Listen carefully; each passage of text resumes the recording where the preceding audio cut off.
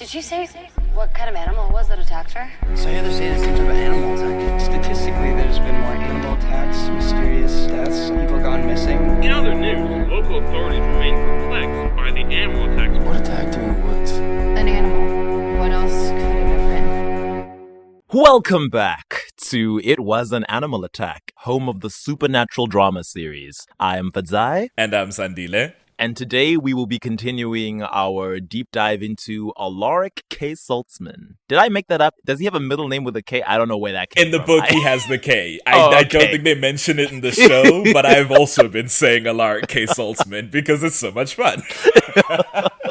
Well, there you have it.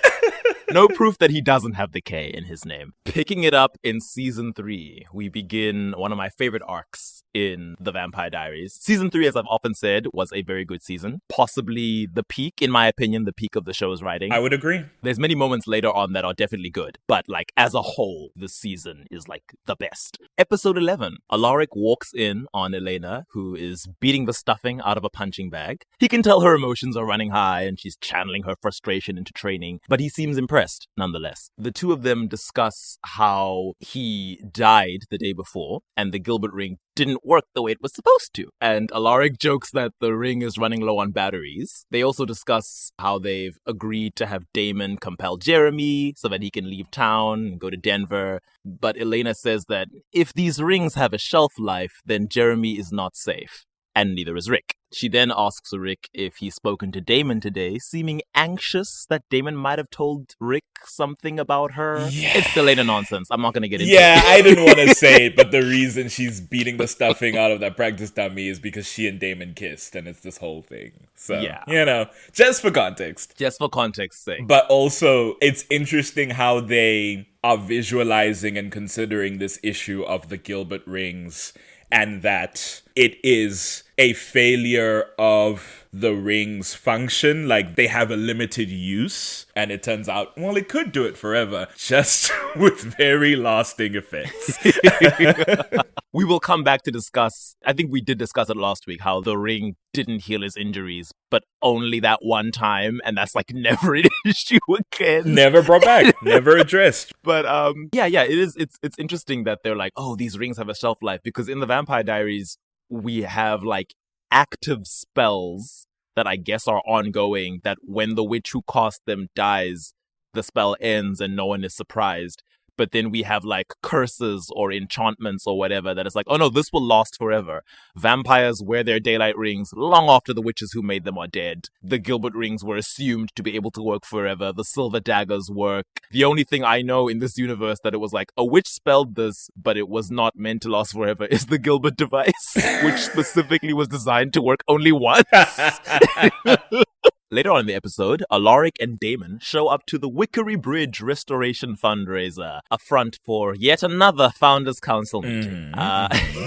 So Rick and Damon discuss Stefan's recent behavior. Alaric is confused that no Humanity Stefan cared enough about Damon to save him from being killed. This was the whole, we're going to kill Michael thing, but then Klaus has a contingency that if he dies, then the hybrids will rip Damon apart, and then Stefan and Catherine conspire to save him. So Alaric is confused that Stefan cared enough to save Damon, but is now willing to antagonize Klaus to the point of risking Damon's life by holding the stolen coffins hostage. Alaric asks if Stefan's emotions are on or off, and Damon suggests that it's more of a dimmer switch than an on-off setting, which he says is a problem because it means he can't predict how far Stefan is willing to go until somebody gets killed. Alaric sarcastically asks Damon, oh, suddenly you care about who lives and who dies. Damon insists that he has a small list. Alaric says, talk about a humanity dimmer switch, referencing Damon, and Damon is like, screw you.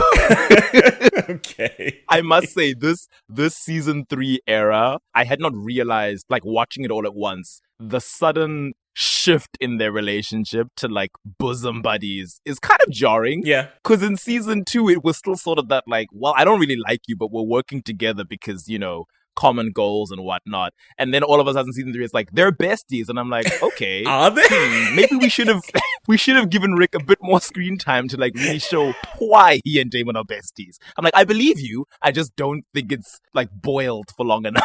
To be fair, last week I was saying the exact same thing. I will try and give a generous read to it and be like, there is a point, and it's after the Mason situation, right, in the Ghost World episode, in which, again, because Damon kills Alaric, and Alaric is pissed at him for several episodes, and Damon is forced into an apology, otherwise Rick won't help him. That's like a turning point for them, I guess, and now it's like up and up.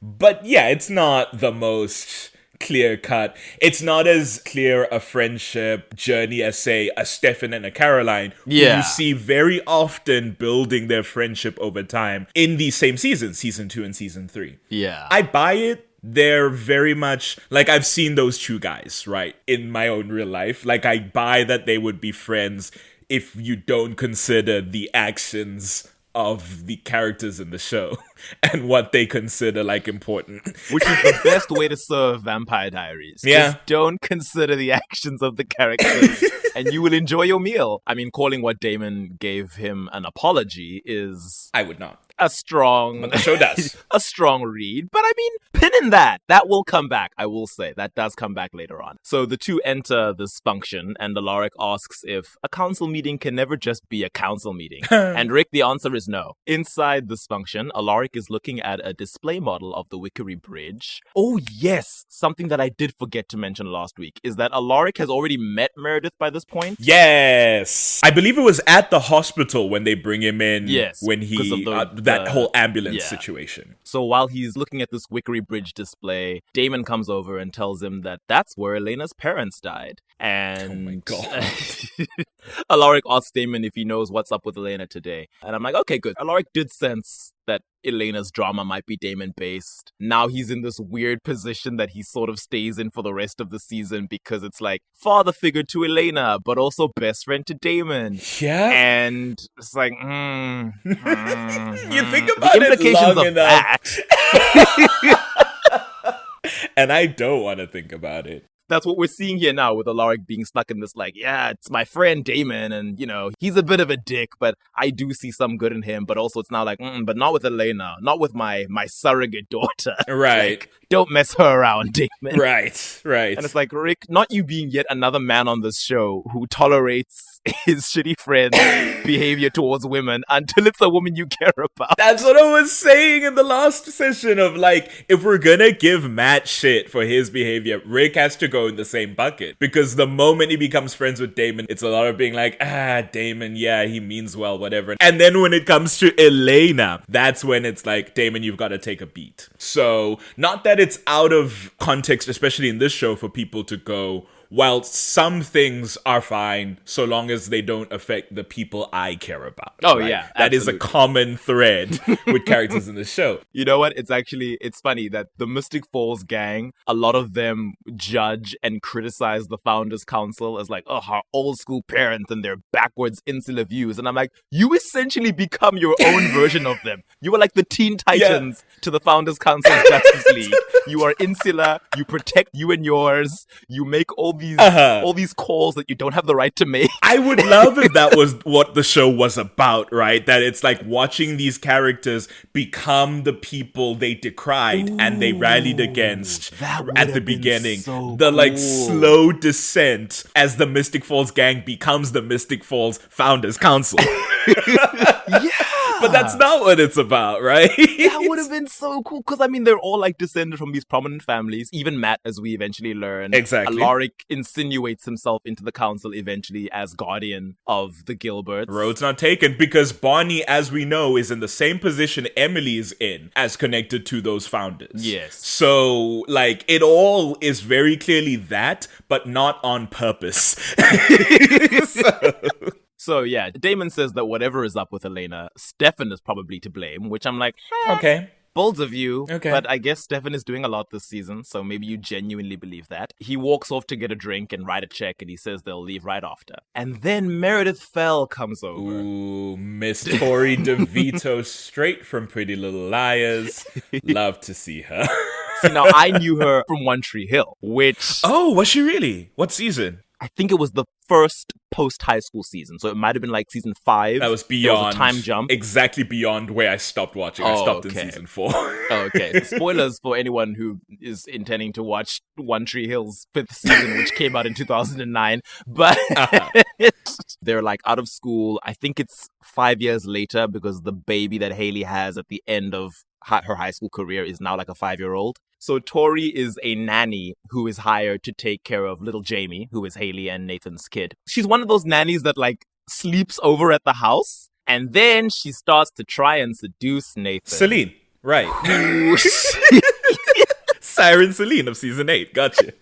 She's a lot more aggressive than Celine was, I gotta say. And Nathan ultimately doesn't do anything, but I'm like, for a while you weren't discouraging this behavior. Long story short, Haley finds out what's been going on, initially thinks that there is some sort of an affair, but that turns out to not be true. Nanny Carrie is sent away, and Haley and Nathan seem fine. Then she comes back and we realize that, oh no, she's not just a homewrecker, she is unhinged. She has decided that now she hates Nathan and Haley both, but she wants Jamie for herself. Like, she's gonna steal their child. Siren Celine. Oh my gosh. CW, when I catch you. You kept going, and I was like, does he realize? All this to say that seeing Tori DeVito showing up in this, having the last character I saw her played was, Carrie. I was like, And she's Meredith Fell, I believe Meredith they find out Fell. either at this point. She comes over and she's like, oh, my miracle patient who somehow survived being hit by a car and left the hospital later that night with nary a scrape. And Alaric jokes that, oh, he has 9 lives. And now I want to know, how many times did he die in this show? Yeah. Maybe he's not wrong. Maybe he exactly had 9, and then the ring started messing him up. That would be hilarious, actually. Emily just being like, I'm going to make the funniest joke that people are only going to catch on to 100 years from now. Emily has the chance to do the funniest thing ever. Exactly.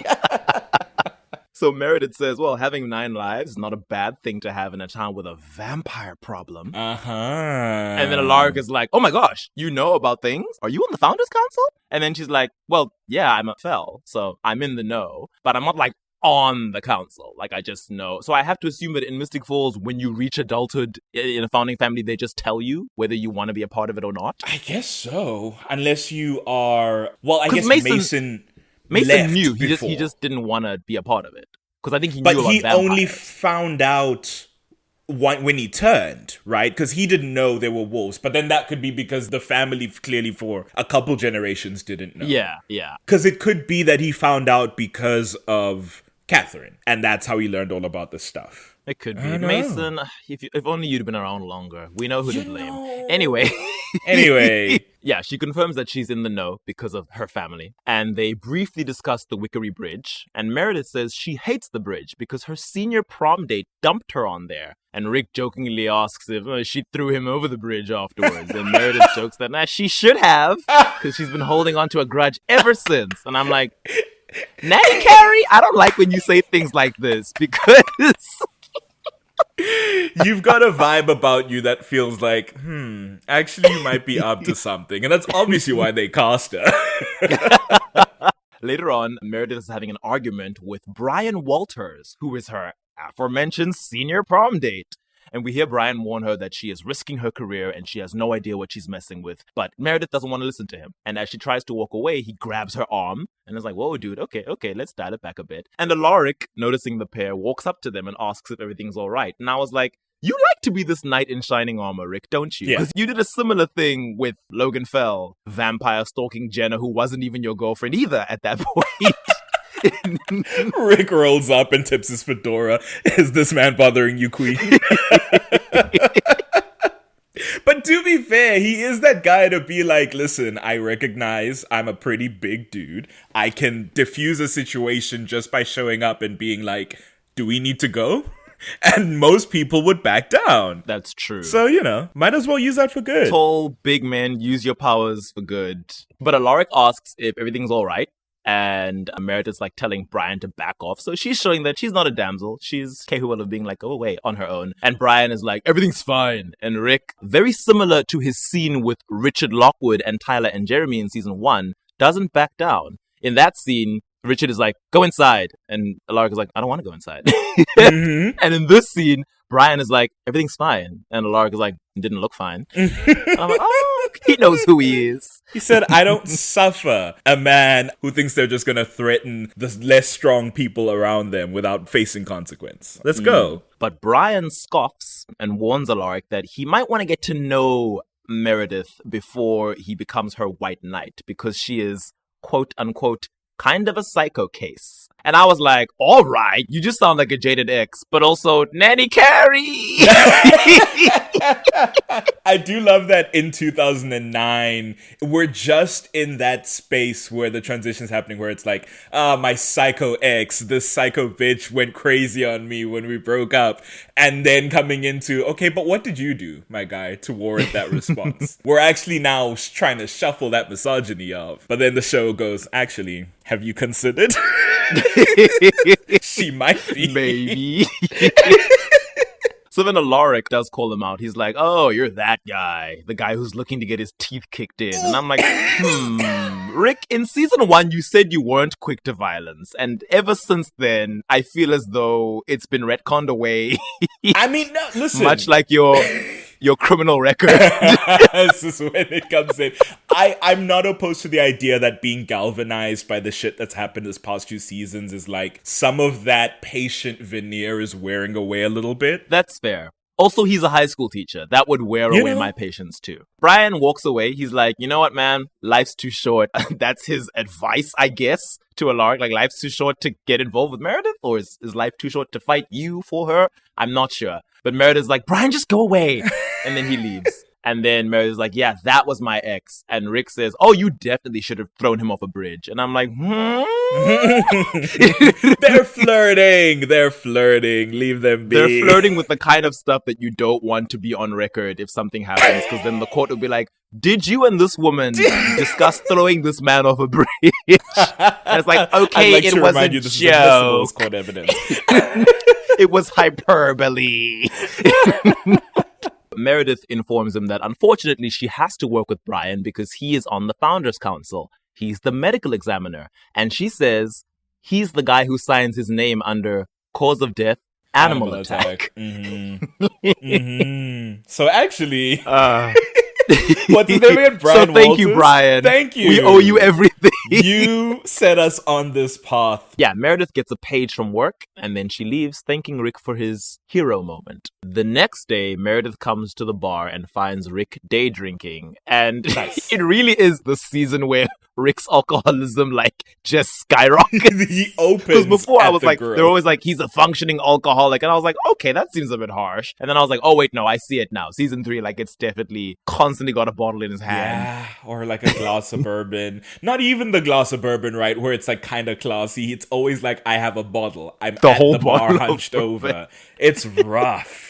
So Meredith is lamenting the loss of a patient, and she asks Rick what his reason is for drowning his sorrows. Alaric says, oh, I put a kid on a plane, because that's after he sent Jeremy off to Denver. And Meredith is like, oh, is it your kid? And he's like, that's a long story. Yeah. And I'm like, say yes, he kind of is now. It's like, yes, but also, he had 4 other parents. I can't be the first to make that claim. He's your almost sort of nephew. If you'd ended up with Jenna, he could have been. Exactly. Meredith says that he can buy her a beer and they can talk about it. And I'm like, oh, look, Rick's got game. He barely has to try and these women throw themselves at him. Right. Indiana Jones looking as, he's not hurting in that department at all. It's true. She finds him day drinking. She's already had a bad shift at work where a patient passed away. And she's like, but I like your vibe. Which should concern you because your vibe right now, Rick, is not that great. So, what's this about? At the end of the episode, Sheriff Forbes summons Damon to the woods, where a hiker has called law enforcement about a dead body. Damon suspects it's another hybrid that Stefan has executed, because this is when Stefan's in his wild, loose cannon era. He's like, I'm just going to kill all of Klaus's hybrids because he's irritating me. But the victim is a human who has been killed with a wooden stake to the heart in the fashion of vampire slaying. Sheriff Forbes tells Damon that this was a murder, as we see that the victim is Brian, Meredith's ex. I remember being so struck by, like, this is weird, right? Like, why would someone kill a person? Did they think this was a vampire? And then when they killed them and they didn't do the vampire thing, were then just, like, shocked and left? It really, like, drummed up a mystery, as I imagine they intended to be like, what's going on here? And who would want to kill this loser?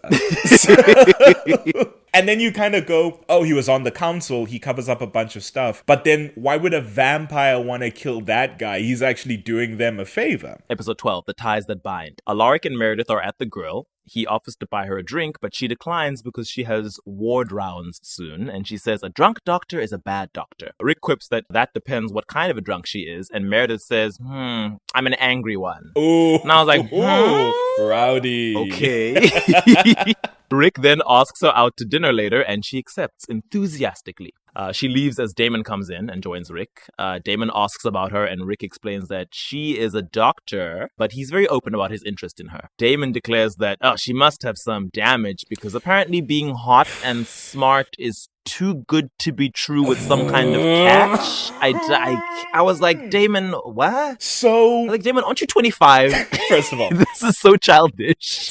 Well, here's the thing, and let me tell you, because I don't know if you've ever seen How I Met Your Mother, but you must be aware of it in some context. Yeah, like bits and pieces have made it to my line of sight, I will say. There is this, I think it was going on at this time, and there is this character called Barney Stinson. Oh, the one played by Neil Patrick Harris. Right, yeah. Who then turned out to be gay, and everyone was like, what? But he was such a convincing straight douchebag. That's a whole other thing. But in that show, he introduces this concept called the hot crazy scale, where when pursuing a woman, there is an x-axis of hot and a y-axis of crazy, and a sort of y is equal to x line, a diagonal line going through the graph. So a woman must be a certain amount of hot to be an acceptable amount of crazy. She can fall below the line because that means she is hot but not crazy. But if we go above the line, you're in trouble, right? And so that's kind of the vibe we had in that era of how we were speaking about women. And I think this instance here is pulling on that exact energy. When Damon comes in the scene saying, she's too hot and cool to be normal, that's what we're working with. Oy. You know what, Damon? I won't even act surprised. I can't. You can't. This is 2011 in real life, at least. It's 2010 in the show. That was the vibe. Yeah. Alaric admits that he has been looking for red flags, though. I'm like, my only red flag is that it's the same actress who played Nanny Carey. So far, she hasn't done anything overtly suspicious. It's just like, looking back, they were definitely sowing the seeds so that the audience would be like, He tells Damon that her ex, Brian, said that she's a psycho case. And Rick wonders aloud what his own exes, Isabel and Jenna, would say about him. Right. And then Damon is like, they wouldn't say anything because they're all dead. And I'm like, okay, well, that was unnecessarily callous. Being Damon's friend just sounds so exhausting. And it's not something I want for me, I'll say that much. But also, like, the vibe here is that, like, Damon, as Rick's bro, needs to make sure that the girl he's interested in is good enough for him, right? And is not gonna give him any guff or any drama, is not gonna get too uppity, is not gonna, like, talk back when Rick says something. You know, that sort of thing that bros do for each other. I guess in Damon's way, he's looking out for Rick. He's like, I'm doing this out of love. After Damon says all Rick's exes are dead, Rick jokes that Meredith's ex is dead adjacent because he's the medical examiner, which leads Damon to realize that Brian Walters is the victim in the woods that Sheriff Forbes showed him. He tells Rick that Brian was murdered with a stake to the chest like a vampire, and Alaric is surprised to hear this and surprised that Meredith hasn't mentioned it. And Damon says, well, that's yet another red flag. To be fair, this is the first red flag. Like, this is the first instance where it's like, okay, this man is dead, and we just saw her speaking to him in a heated argument, and she said maybe I should have thrown him over the bridge. That's the first instance of, hey, Meredith, something sus is happening around you here. Rick asks Damon who he thinks murdered Brian, and Damon says he doesn't know, but if he were a cop, Meredith would be his first suspect. Which is true. And then it starts with this thing where Damon has this, like, glib casual suspicion that Meredith is the killer, but not in a way that he's like, this is bad and we need to like investigate and stop her, but like a teehee, wouldn't it be funny if your girlfriend was the killer? I think she might be. Anyway, let me go bother Elena. Yeah. Like, to Damon's credit, he later on goes to the hospital to confront Meredith with his discovery that she signed Brian's death certificate and that therefore she knows that his official cause of death is a falsehood. Meredith, cornered, leads Damon to an empty room to speak in private, and she asks Damon if he would rather that she said Brian was killed with a stake. And Damon jokingly asks if Brian was not the one who literally coined the phrase animal attack. And I'm like, I guess he's saying, why not use his best work on him?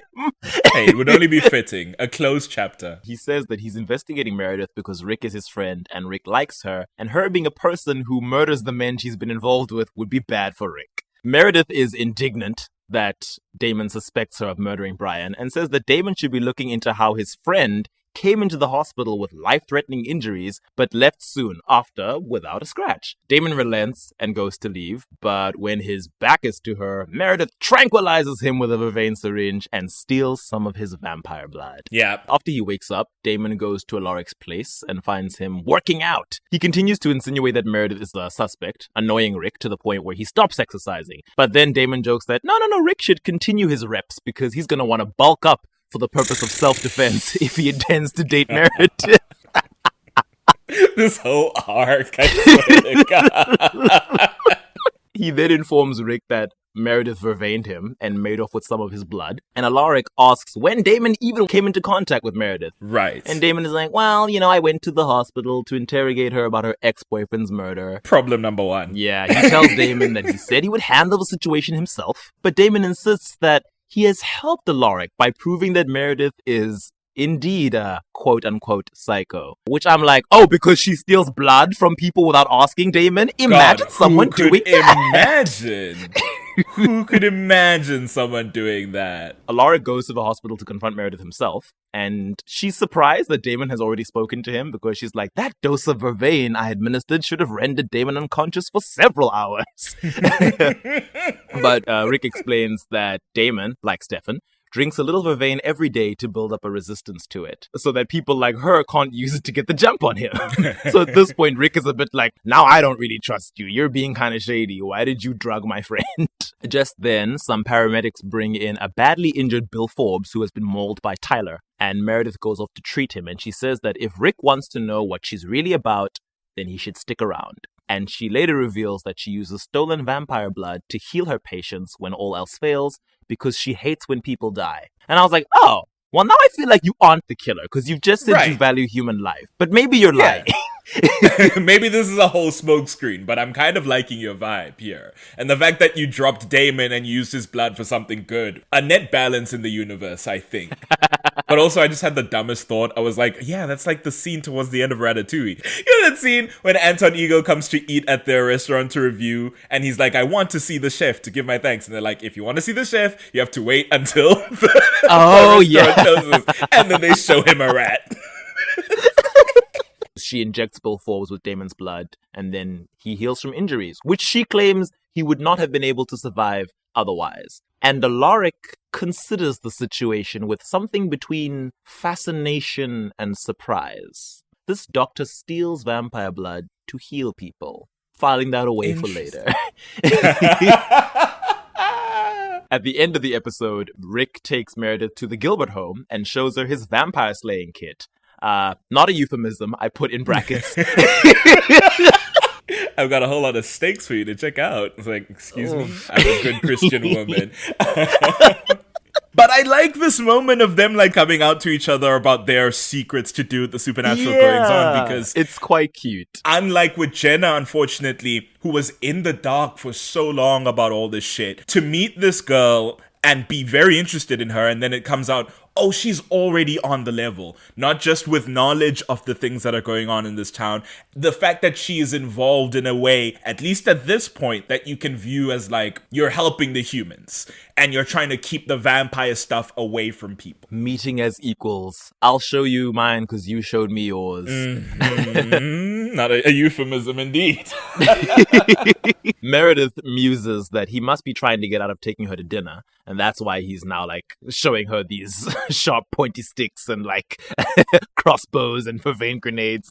But he says he just wants to be honest with her, which I'm like, oh yes, that's growth. As you said, we've seen that mistakes were made in the past, and largely the reason that Jenna ended up dead is because they left her vulnerable and ignorant for so long. Meredith is like, well, as long as we're being honest, how were you able to survive being hit by a car with no visible sign of injury when previously you came in with like near fatal injuries? And she asks if he's using vampire blood, and then Rick is like, no, I've got this magical Gilbert ring, and it protects me from death caused by supernatural beings. And Meredith notes that, okay, being a vampire hunter who can't be killed by vampires is very convenient. Yeah, it's a really good setup. She observes the ring with this intrigue and slowly tries to take it off Rick's finger, but he stops her before she can get it all the way off. It's like this dual thing where it's like, is he being cautious because he's like stopping her, but also it's like that romantic thing where he like pulls her closer because she's already holding his hand. Meredith is coy and she asks, are you worried that I'm a supernatural being? And Rick says, well, hey, one can never be too careful. And the two then share their first kiss. Woo! But it's interrupted when Elena comes home because this is her house, guys. Frankly, why are you here making out in my living room?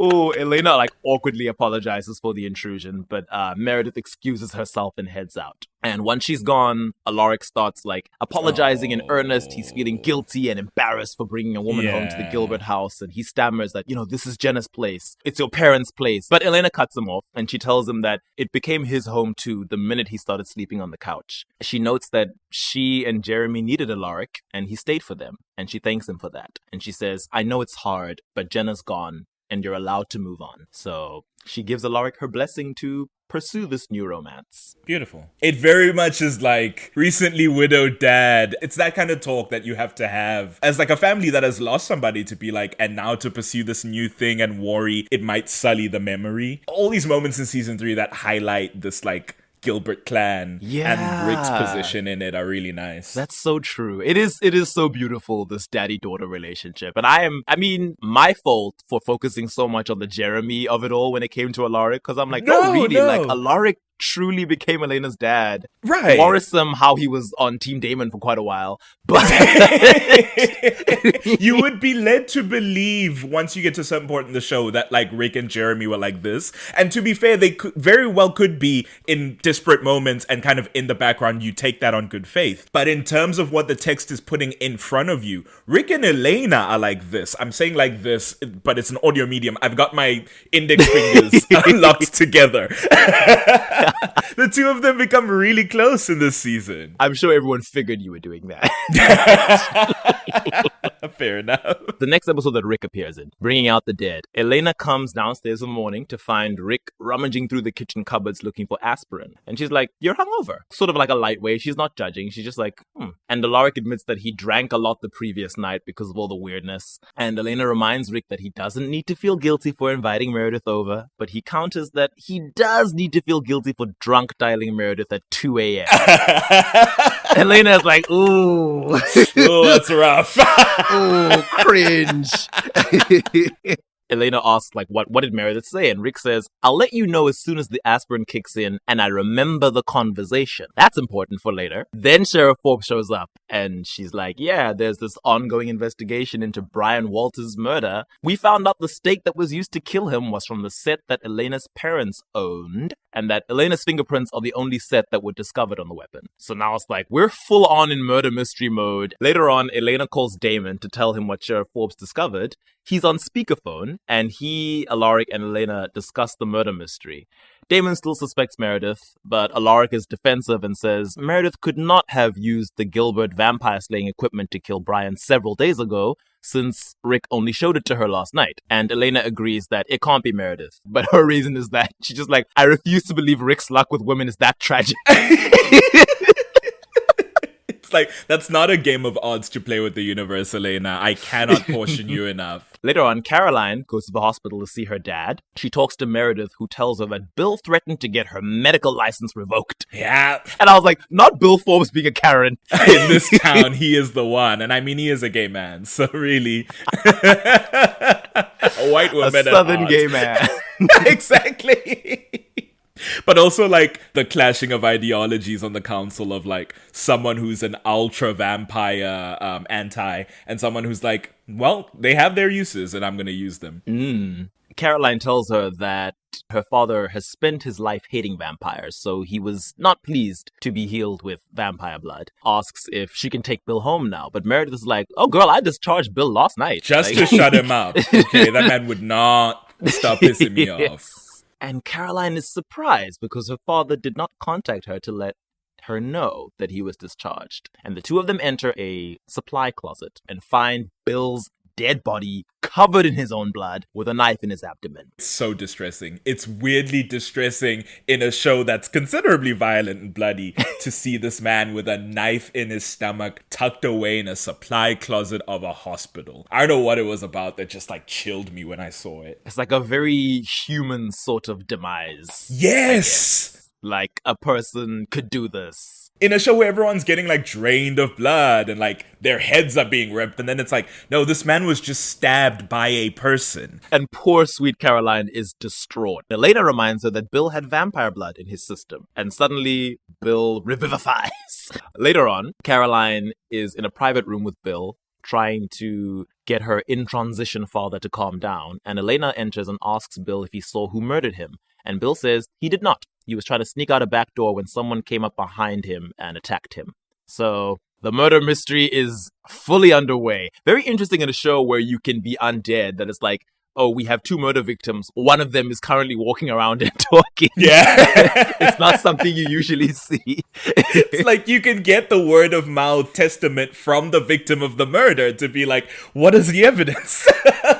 Sadly, and even did not then, work in this case. Yeah, then the victim can be like, I didn't see anything, unfortunately. Oh, rough. That night at the Gilbert house, Alaric is taking inventory of all his hunting equipment, and Elena comes home and presents him with the knife that was used to kill Bill Forbes. Obstruction of justice, young lady!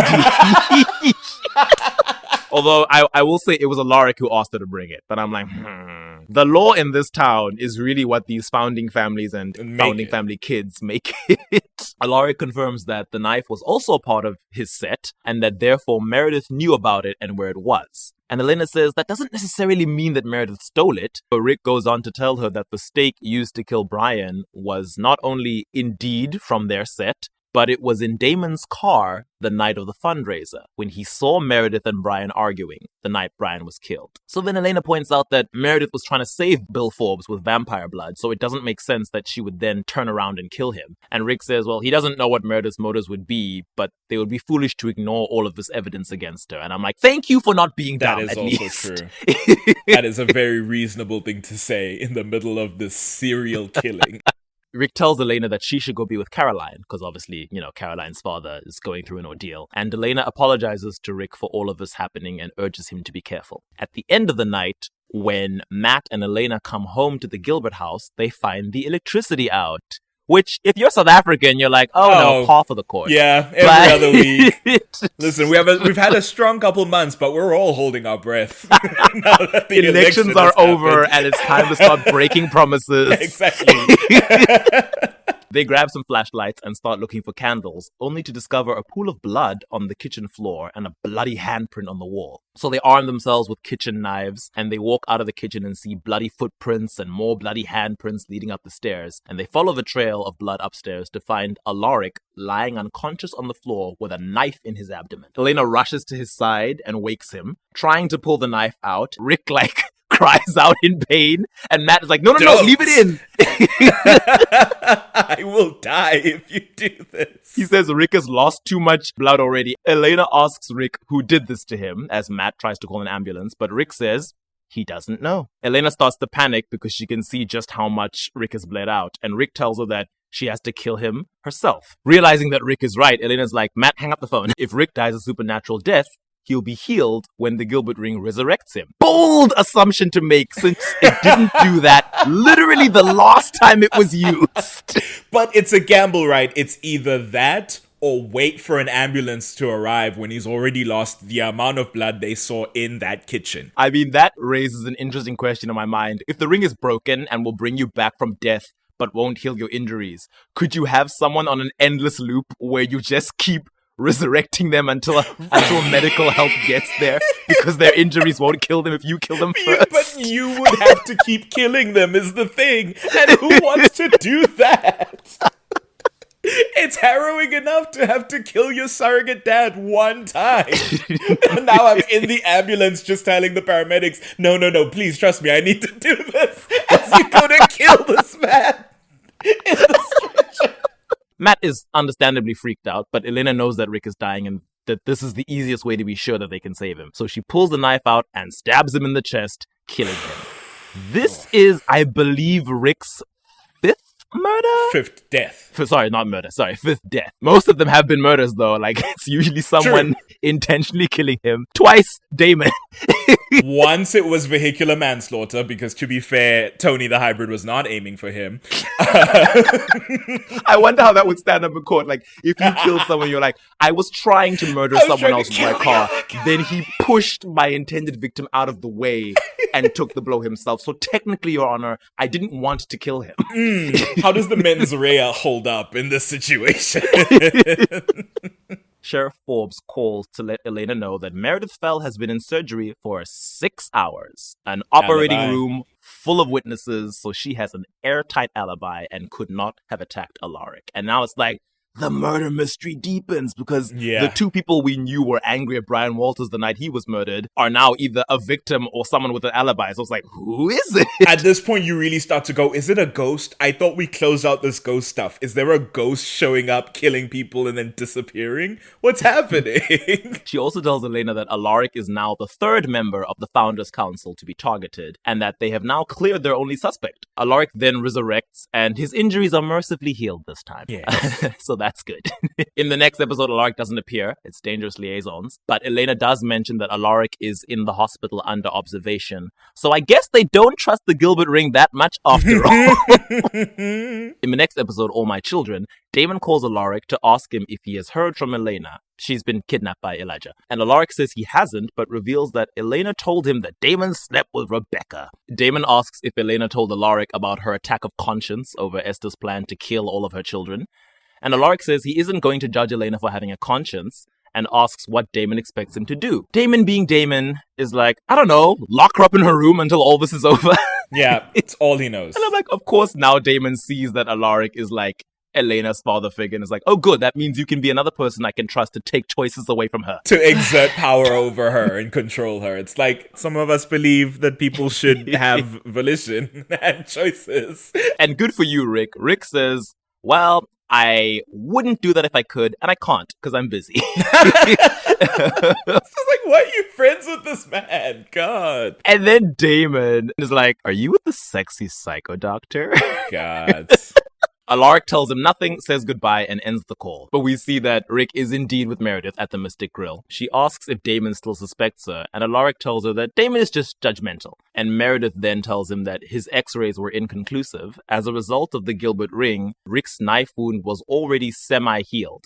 In brackets, I said, how does that work? Because I thought the resurrection is supposed to completely heal your injuries. So why was his knife wound semi-healed when he came back? Yeah. Maybe the ring still isn't working. I don't know. To be fair, they don't ever explain... Because it's like, yeah, you come back from being killed, but it's never gone into detail the healing process, right? Yeah. Does it work like vampire blood where you slowly come back to full? Or... do you just wake up and you've instantly been like, almost like cocoon chrysalis, you're returned fully healed?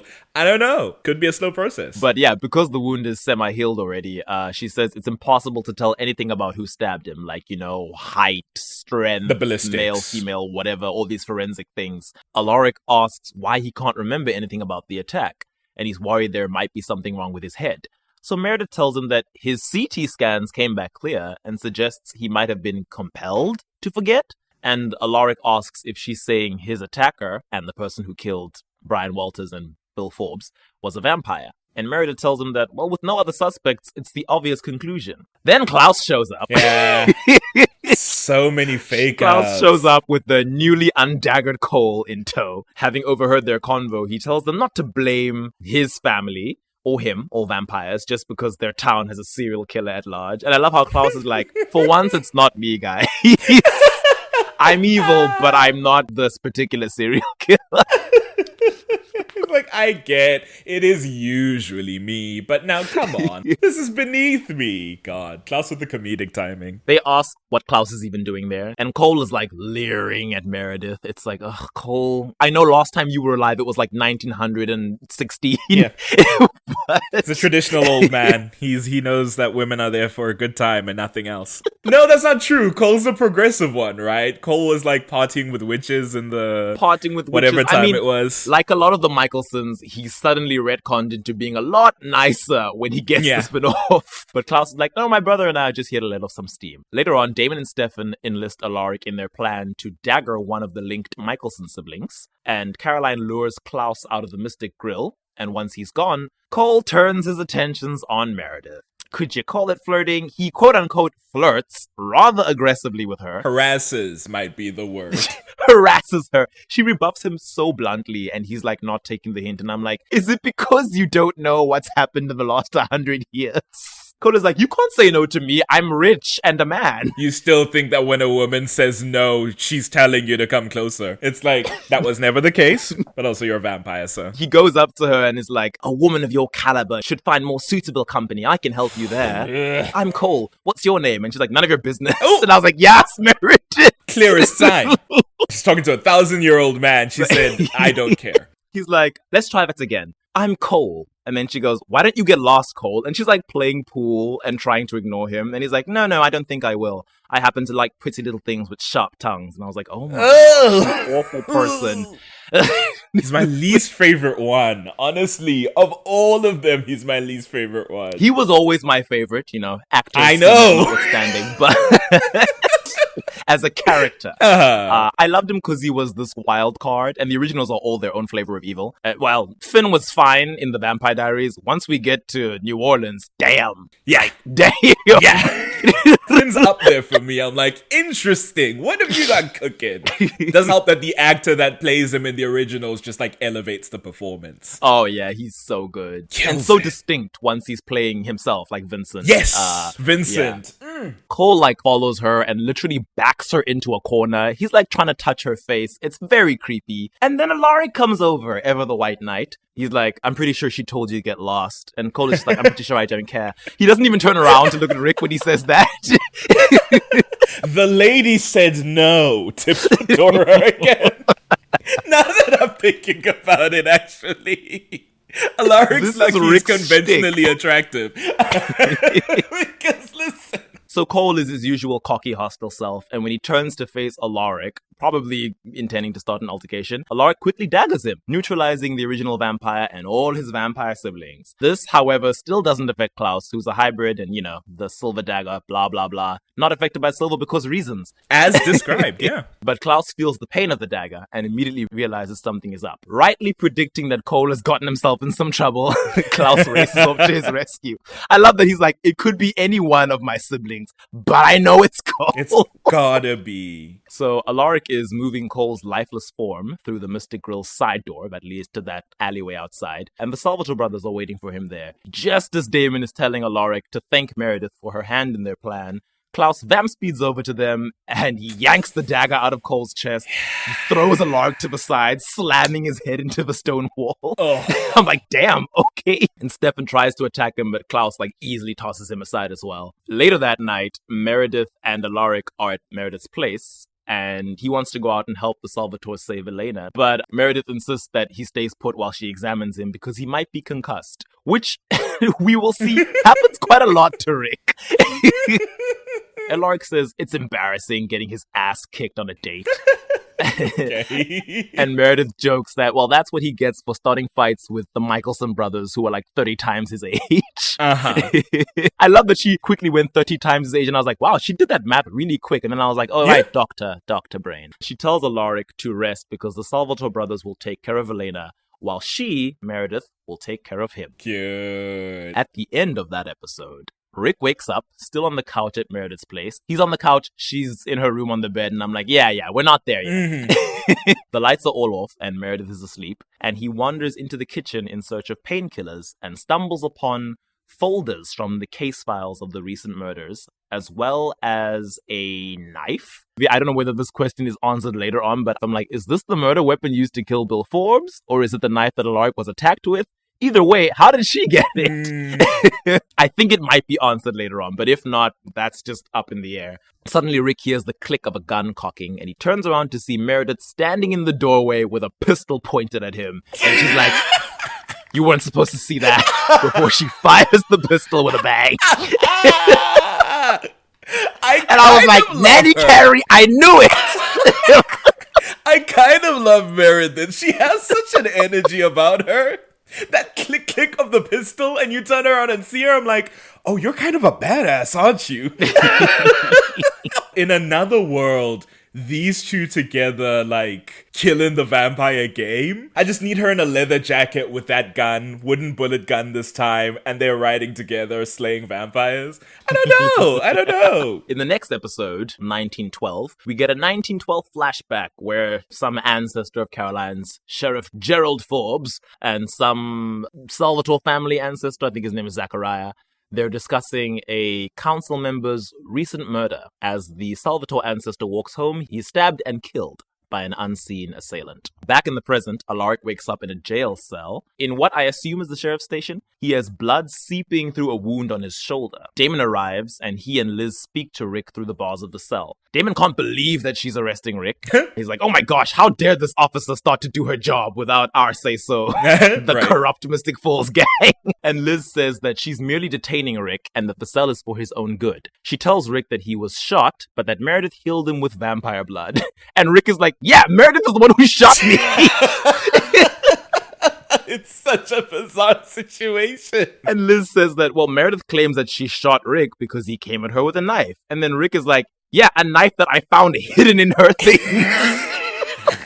It's very much giving like two children got in a bit of trouble. One of them managed to make it to the teacher first and has spun their own side of a story. Yeah. And now you're like, what? That's not what happened. That's not true, ma'am. Ma'am, he started it. Damon then points out that Rick cannot be a suspect in the recent killings because Rick himself was attacked. But even as Damon reminds her that Rick was almost stabbed to death, Liz says that Meredith has suggested that the wounds may have been self-inflicted. Self-inflicted. At that point, I was like, Meredith, the other day you said you had no way of knowing. Now all of a sudden, you suspect they were self-inflicted. It is all so suspicious.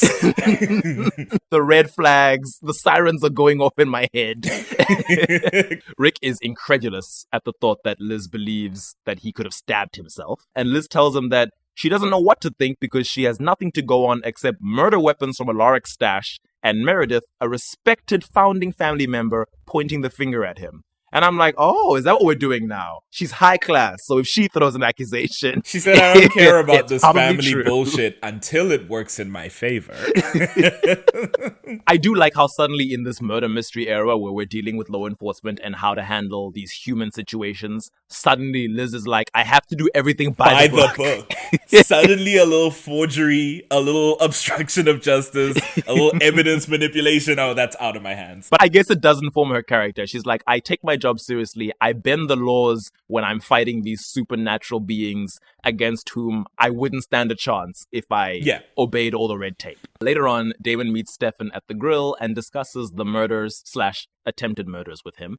Damon wonders what Brian, the medical examiner, and Bill Forbes and Alaric Saltzman have in common. And Stefan tells him, well, they were all on the Founders Council. And then Damon wonders why the killer would go after them out of all the council members. In 1912, the murderer killed A-listers like Zachariah Salvatore. Sheriff Forbes later on discusses with Alaric all of the incriminating evidence that is stacked against him. And Alaric says that the sheriff has to agree that he has no motive to commit these killings. And Liz says that two of the victims who were killed, Meredith had altercations with both of them. She was having a heated argument with Brian Walters on the night of the fundraiser, the same night he was killed, which Meredith has told Liz Alaric witnessed. And Alaric is like, yeah, I barely knew Meredith on the night of Brian's murder. So, the idea of me killing him as a way of defending her honor is ridiculous. Liz tells him that Bill Forbes threatened to report Meredith to her medical board. Have a license revoked, yeah. Yeah, on the night he was killed and get her license revoked, and that Meredith informed her that Alaric knew about that altercation as well. Alaric denies that. He's like, no, she definitely never told me this. And we, the audience, only saw Meredith telling Caroline. But then Liz reveals that they have phone records that show that he called Meredith at 2 a.m. that day and spoke with her for over an hour. The drunk phone call he could not remember. Thought it was a throwaway joke, huh? And then it came back as like either Meredith is the most brilliant red herring smokescreen or she's the most brilliant frame job. Yeah.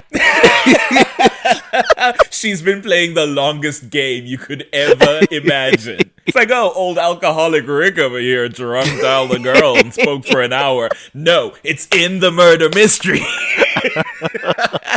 Yeah, Alaric realizes that that's the phone call that he was telling Elena about when he confessed to drunk dialing Meredith. He tells the sheriff that he did indeed call Meredith, but that he was drinking and doesn't remember what they discussed. He looks like really guilty at really this point. guilty at that point. And he's like, oh shit, my alcohol is actually negatively affecting my life at this point. Because now, well, I might go to prison because now I can't defend myself. I can't account for my whereabouts. Yeah.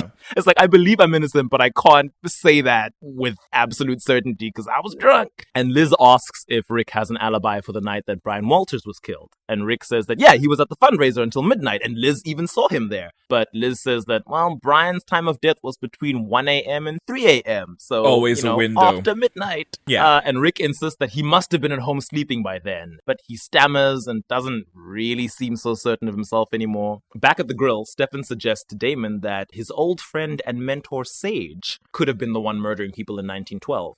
And he says that every adult man in Mystic Falls was questioned at the time, but it probably never occurred to them that a woman was committing the murders.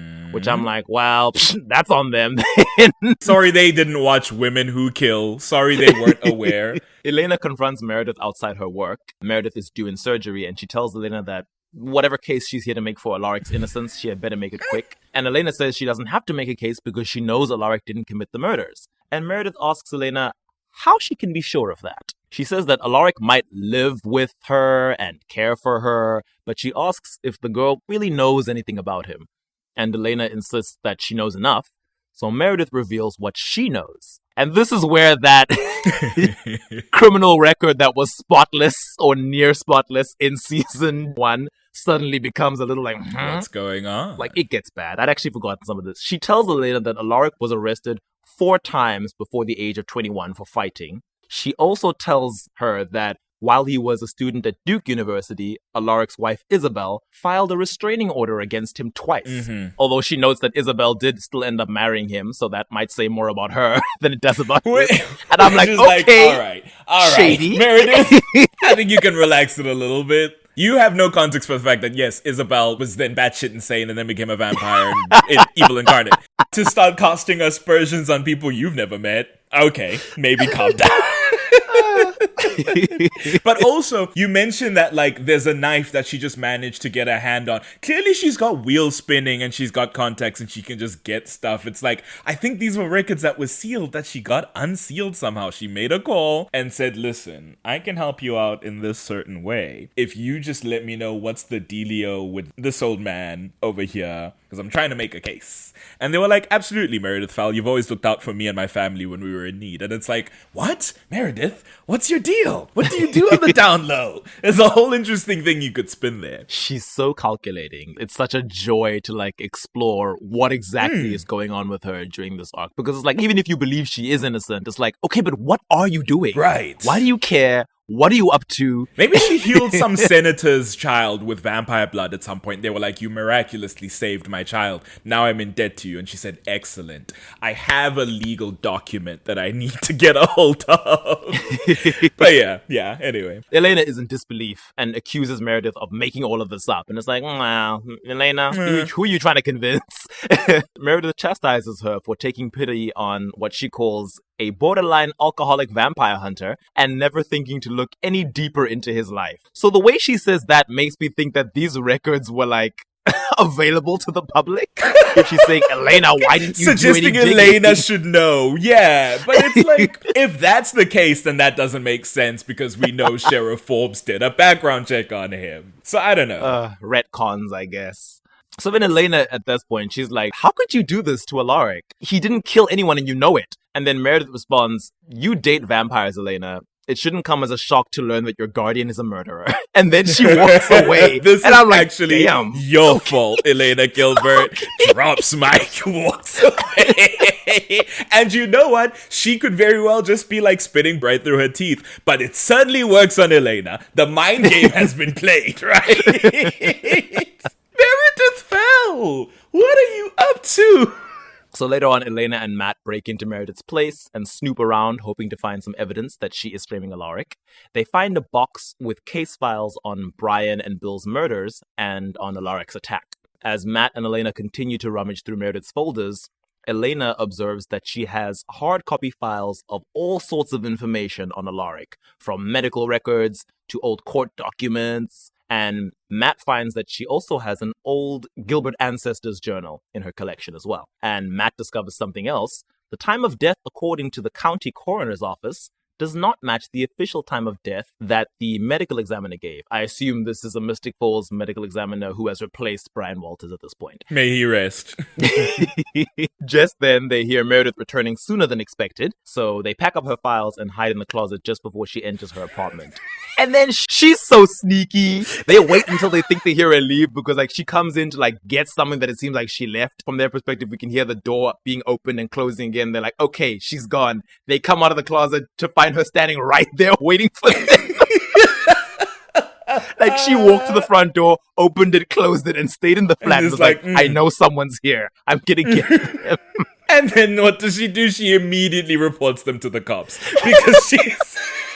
Again, could be spinning wheels, but at the same time, this is a moment where she's like, you stupid children, thinking this is just some place you can run around and sneak through like the Scooby-Doo gang. I am a law-abiding citizen, and I will be reporting you for breaking into my home. So later on, Matt and Elena are in the sheriff's office. Elena insists that they found something which gives Alaric an alibi in the murder of Brian Walters. And then Sheriff Forbes reveals that she already has a letter from the coroner's office explaining that the discrepancy between the time of death that they gave and the time of death that the medical examiner gave was an error on the coroner's part. She says that Meredith Fell herself received the letter and then brought it to the sheriff's station several hours ago, full of apologies for accusing an innocent man. Matt is skeptical, though. He's like, why would Meredith even have a copy of the same letter in her closet? And Sheriff Forbes is like, I don't know why, Matt. I can't ask that question in a legal capacity because of the very fact that you and Elena broke into Meredith's home to find this evidence.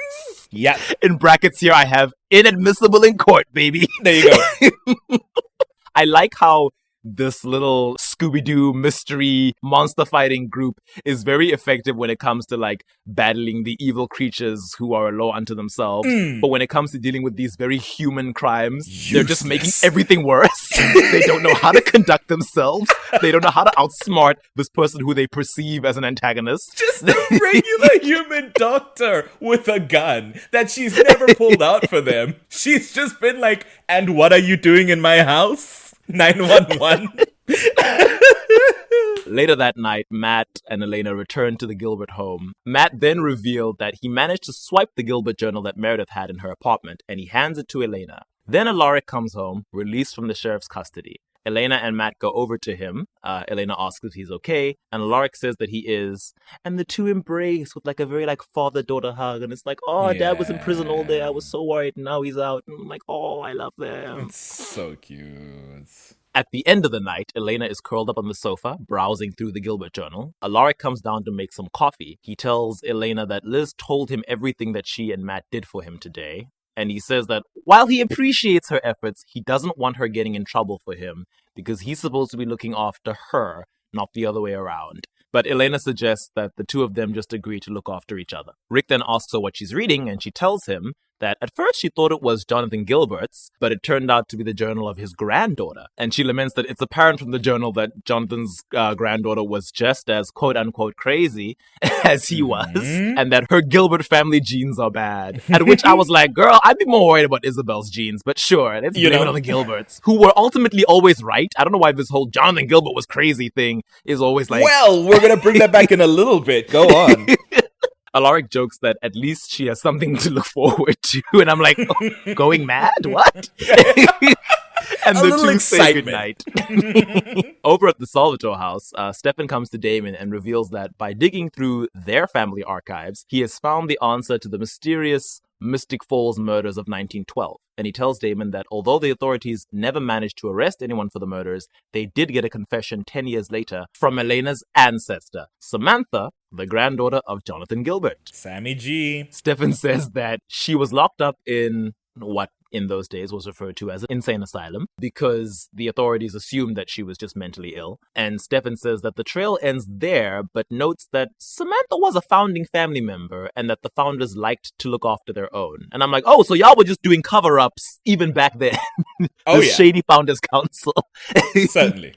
Damon is perturbed by this revelation, saying that Samantha Gilbert confessing to being the 1912 serial killer 10 years after the killings is very weird, since he's fairly certain he had already killed her by then. Oh, God. Meredith turns up unexpectedly at the Gilbert house. I remember when I watched this, like at the time it was airing, I was like, the audacity of this woman! Even at face value, you accused this man of being a killer, realized you messed up, and then sent a letter to get him out. And now you're gonna show up at his house? You should never speak to that man again. Alaric is so stunned, because she's like, I know what this looks like. And he's like, yeah, well, I sure as hell don't. He's like, yeah, you shoot me, you have me thrown in jail, only to inexplicably have me freed. And then Meredith, and I was like, wow, it almost felt like this is the kind of stuff that like bad Wattpad writers who like write the story as they're submitting it to Wattpad. Week by week, like, yeah. Yeah, week by week, and they don't really have the end in sight. It almost felt like that, but like a successful version of that, where it's like, okay, it feels like this came out of nowhere, but I guess it makes sense now that you're saying it. But I didn't think this is where we were going, and it feels like you pulled this out of your ass. Meredith insists that she did all of this for him, revealing that she herself forged the note from the coroner's office to clear his name. And Rick rolls his eyes and sarcastically comments that people, Damon and Brian, are right. She is a psycho. And he tries to slam the door in her face. But Meredith holds it open and explains that now that Alaric has been cleared as a suspect, the authorities will look elsewhere for the culprit. Says, please, you have no reason to trust me, but I need you to anyway. And she asks Rick to let her inside so she can explain. Upstairs in her room, Elena is still paging through her ancestors' journal. She reads about how Samantha Gilbert had been losing time and said she felt as though she were going mad. We cut back to the Salvatore house, where Stefan is asking Damon if he thinks Samantha Gilbert is somehow still alive and committing these murders in modern-day Mystic Falls. And Damon says that's not possible because that would mean she came back as a vampire after he killed her, and he and Stefan would almost certainly have known about her turning. Which I'm like, well, I mean, she could have left town and you could have, never seen her. You guys didn't know about werewolves, and you lived in a town with a prominent werewolf family. Yeah. I mean, at this point, you gotta take anything Damon says with a grain of salt. So Stefan says that, therefore, she must have been resurrected via one of the Gilbert rings. Damon points out that even if Samantha Gilbert had a Gilbert ring to protect her from supernatural death, she wouldn't still be alive now, a century later, since the rings don't protect one from old age. And Stefan says that Jonathan Gilbert only made 2 of those rings. Jeremy has 1, and the other is Alaric's. Back at the Gilbert house, Meredith is talking to Rick, and she shows him her files on the 2 murders and the attempt on his life.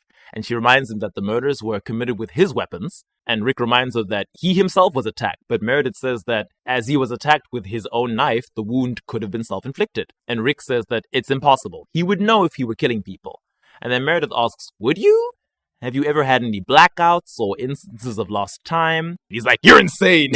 And then Meredith's response is wild. She's like, no, but I think you might be. Yeah, exactly!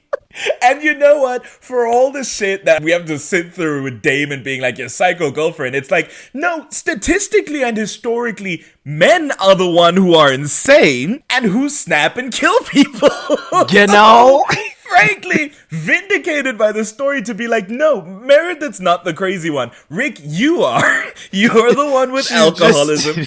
You're the one with a history of violence. You're the one with weapons stashed everywhere you live. And she tells him he has a magical ring that lets him cheat death by bringing him back to life every time a supernatural thing kills him, and asks, how many times can you die before it changes you? Yeah. And Rick finally stops fighting. He sits down and he's like in shock, realizing that Meredith might be right. And Meredith tells him that she thinks he is like genuinely mentally ill and she wants to help him. Oh. And then in brackets, yeah, I'm like, because she helps the sick, light bulbs. She's like on her whole, like, I help the helpless superhero doctor vibe. Miss Night Nurse of the Vampire Diaries. We love to see it. She tells him that all of this has happened before, 100 years ago, revealing that she has also made the connection between the 1912 murders and these current ones. Just then, Elena comes downstairs, holding Samantha Gilbert's journal and looking very concerned. She, like Meredith and the Salvatores, has reached the conclusion that Samantha Gilbert committed the killings because of the Gilbert ring that she possessed,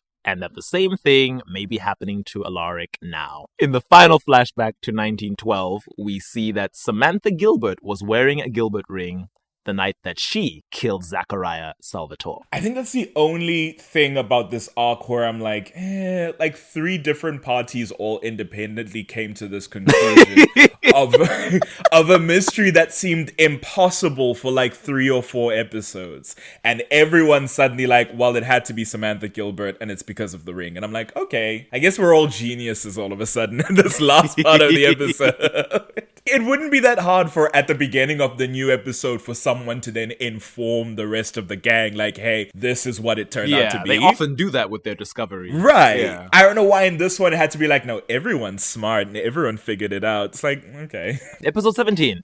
Alaric is getting an MRI. Meredith is basically looking for anything that might be like a medical, scientific explanation for Rick's behavior. Elena asks when Meredith first suspected Rick of being the killer, and Meredith says that it was when Rick told her about his ring. She remembered that her grandmother had told her a story about Samantha Gilbert's secret journal. Elena asks why Meredith chose to protect Rick if she thought that he was guilty, and Meredith tells her that she's a doctor and she doesn't like to see someone get hurt by something that they have no control over. Which I was like, cool this character is actually very well written. She adds that when she and Rick first met, she felt like she just wanted to help him. And I was like, look at you. You saw this broken man and you were like, and you realized how broken and you were like, oh no, like I really need to save you. Oh, like this is no longer romantic. Like this is a medical obligation. Inside the MRI, there's that very creepy scene where Rick is like getting all anxious and like twitching, and he looks at his reflection and the reflection seems to be looking back at him with like a subtly different expression. But then the reflection like full on starts to glare at him. Meredith is like, is everything okay? And he's like,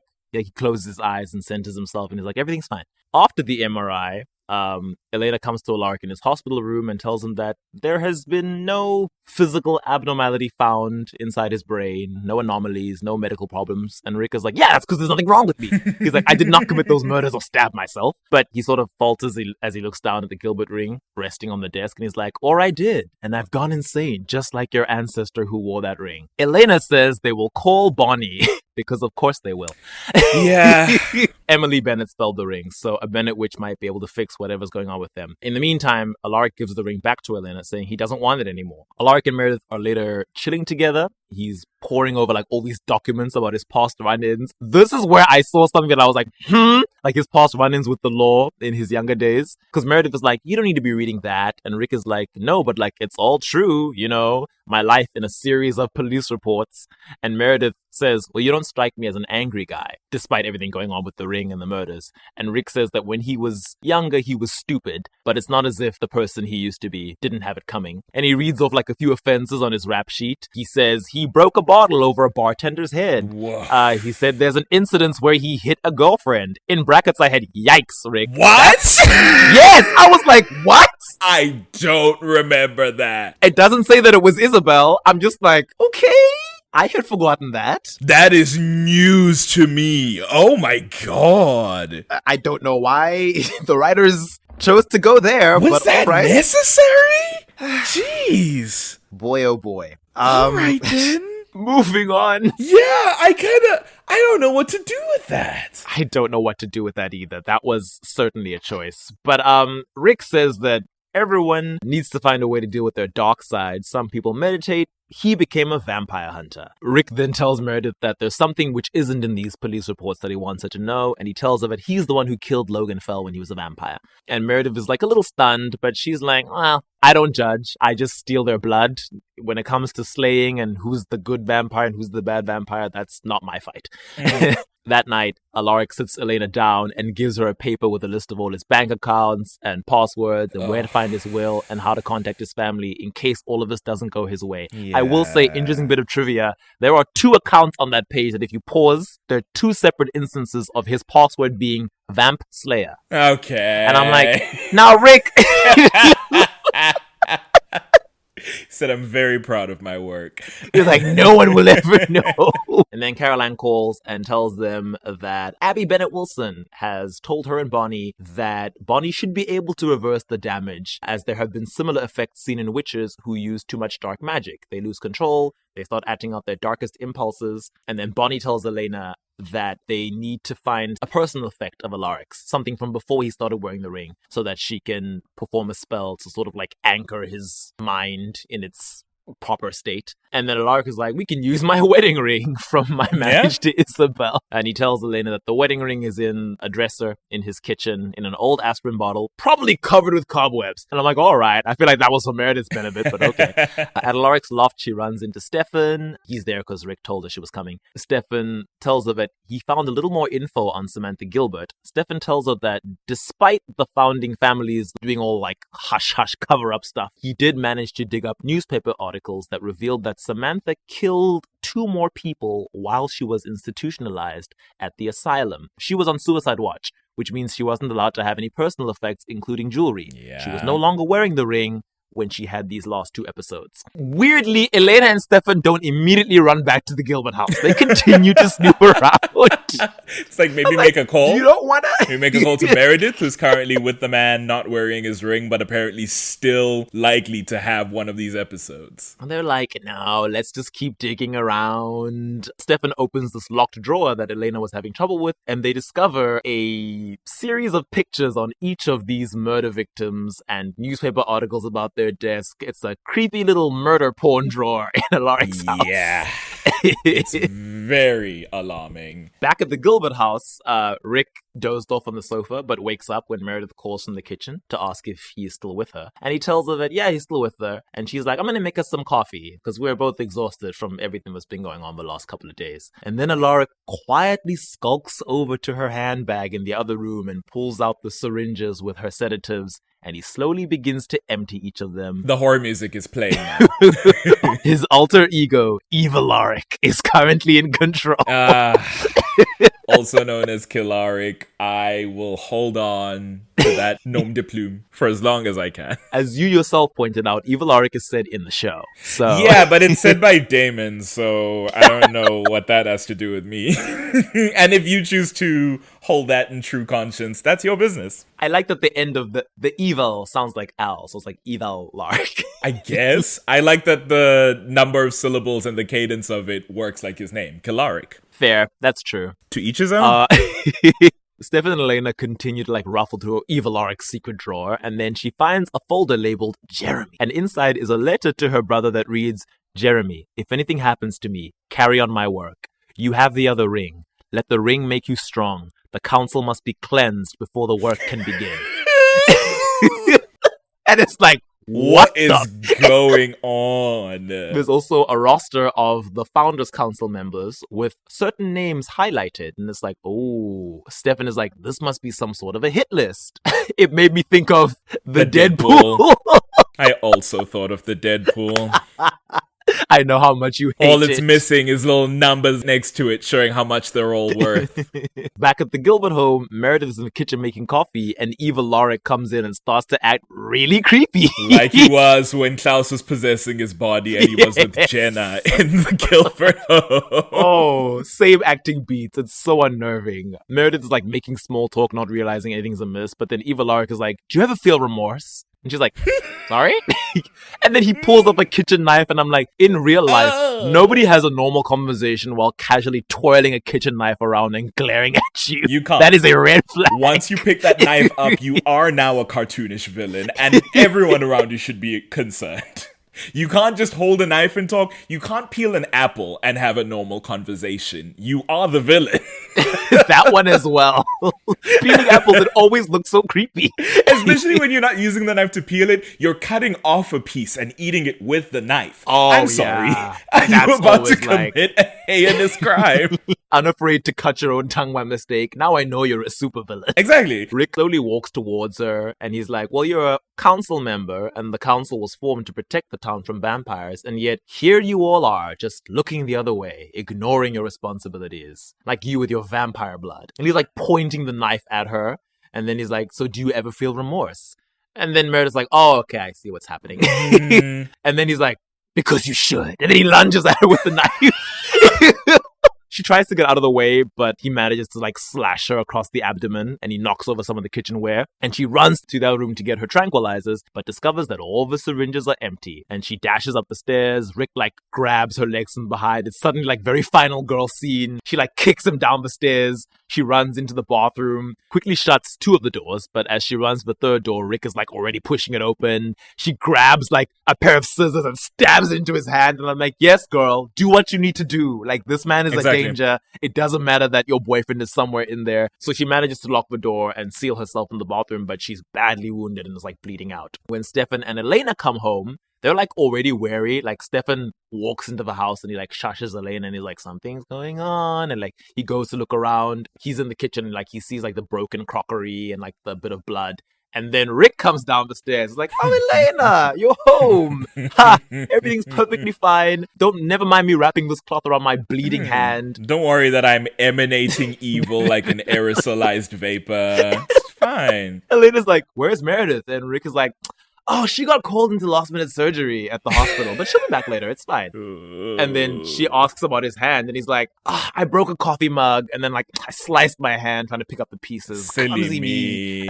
And Rick asks if she found his ring. And Elena, probably realizing that Alaric's alter ego would know that his little murder porn stash was in the same drawer with the ring, is like, no, we couldn't find it. And then as he reaches the bottom of the stairs, they both notice the bloody knife like lying conspicuously on the floor. Right there.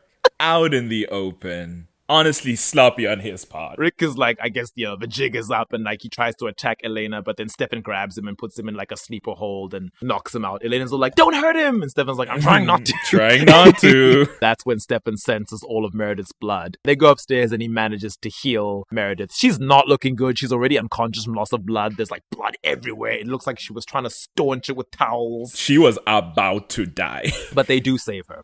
This whole time, it's just been rattling in my head, this thing about him assaulting his girlfriend when he was younger, and I'm just like, trying to understand. And I feel like potentially were they setting it up for this moment where it's like this weird domestic disturbance thing, but also it's like, do you need to, when we understand that it's not fully Rick in this moment, it's this darker self that's like an exposed nerve because of the ring. I don't think it behooves you to set up that, oh, he was capable of violence against not just women, but like a woman who is his partner at that time. But then also, there is the argument, right, that like the type of guy who becomes a vampire hunter, right, who goes out in search of like, I need to find these creatures and kill them, must then be a type of character who predisposes to some sense of violence. And also that the type of guy who's like, because there is that thread of like, oh, he was this shitty kid and like he got into fights sometimes. But I don't know if that necessarily then means, oh, he must have been abusive at some point. I'm not trying to be like, no, it's impossible that he could have done something like that. Because again, statistically, men, you know, that's the type of shit. But Rick having been, at least up until this point, such a counterforce to that type of masculinity in the show, right? Every time you see Rick being like, I'm stepping up and I'm making some kind of threat of violence, it is in protection of women from other men. So it's just interesting to be like, and also I assaulted my girlfriend. It's like, this feels a bit... I'm curious as to what that was. It's certainly a choice, because I'm always like, when we're dealing with like fiction, Yeah. any trait that you give a character, good or bad, that's a choice that you've made. And then it's like, okay, why? Why did you want this to be the thing? Because it never comes back in any significant way for the rest of the character's time. Like, it's not like we address it. It's not like he meets a character who's gone through something similar and like can meet them on a level where he understands. Just like, oh yeah, of the bad things I did, I hit a girlfriend once. And I'm like, it's like, what? At why? no point in this show do you get the sense that Alaric might even be slightly abusive, if not even physically, like emotionally to his partners. Of the men in the show, Alaric is like the best to the women he's with. Like, that's the reason this Killaric, Evilaric era is so distressing, because it's so unlike the Alaric you've come to know. And yes, there is the sense of like, do you really know Alaric in this whole, like, murder mystery arc? But it's like, yeah, Alaric, who was a little bit shitty as a kid, as he's copped to in the past, it's like, yeah, I would get into fights like Jeremy is in present day. Probably why my brain did not retain that info, because it just seems to come out of nowhere and then go nowhere else. Like, it's just a throwaway line. And feels so out of place with everything else. Yeah. I don't know. I'll put it in the part of my brain where I put Kitty Pryde saying the N-word several times. I'll be like, you know what? I'm just going to pretend that didn't happen. It's not canon.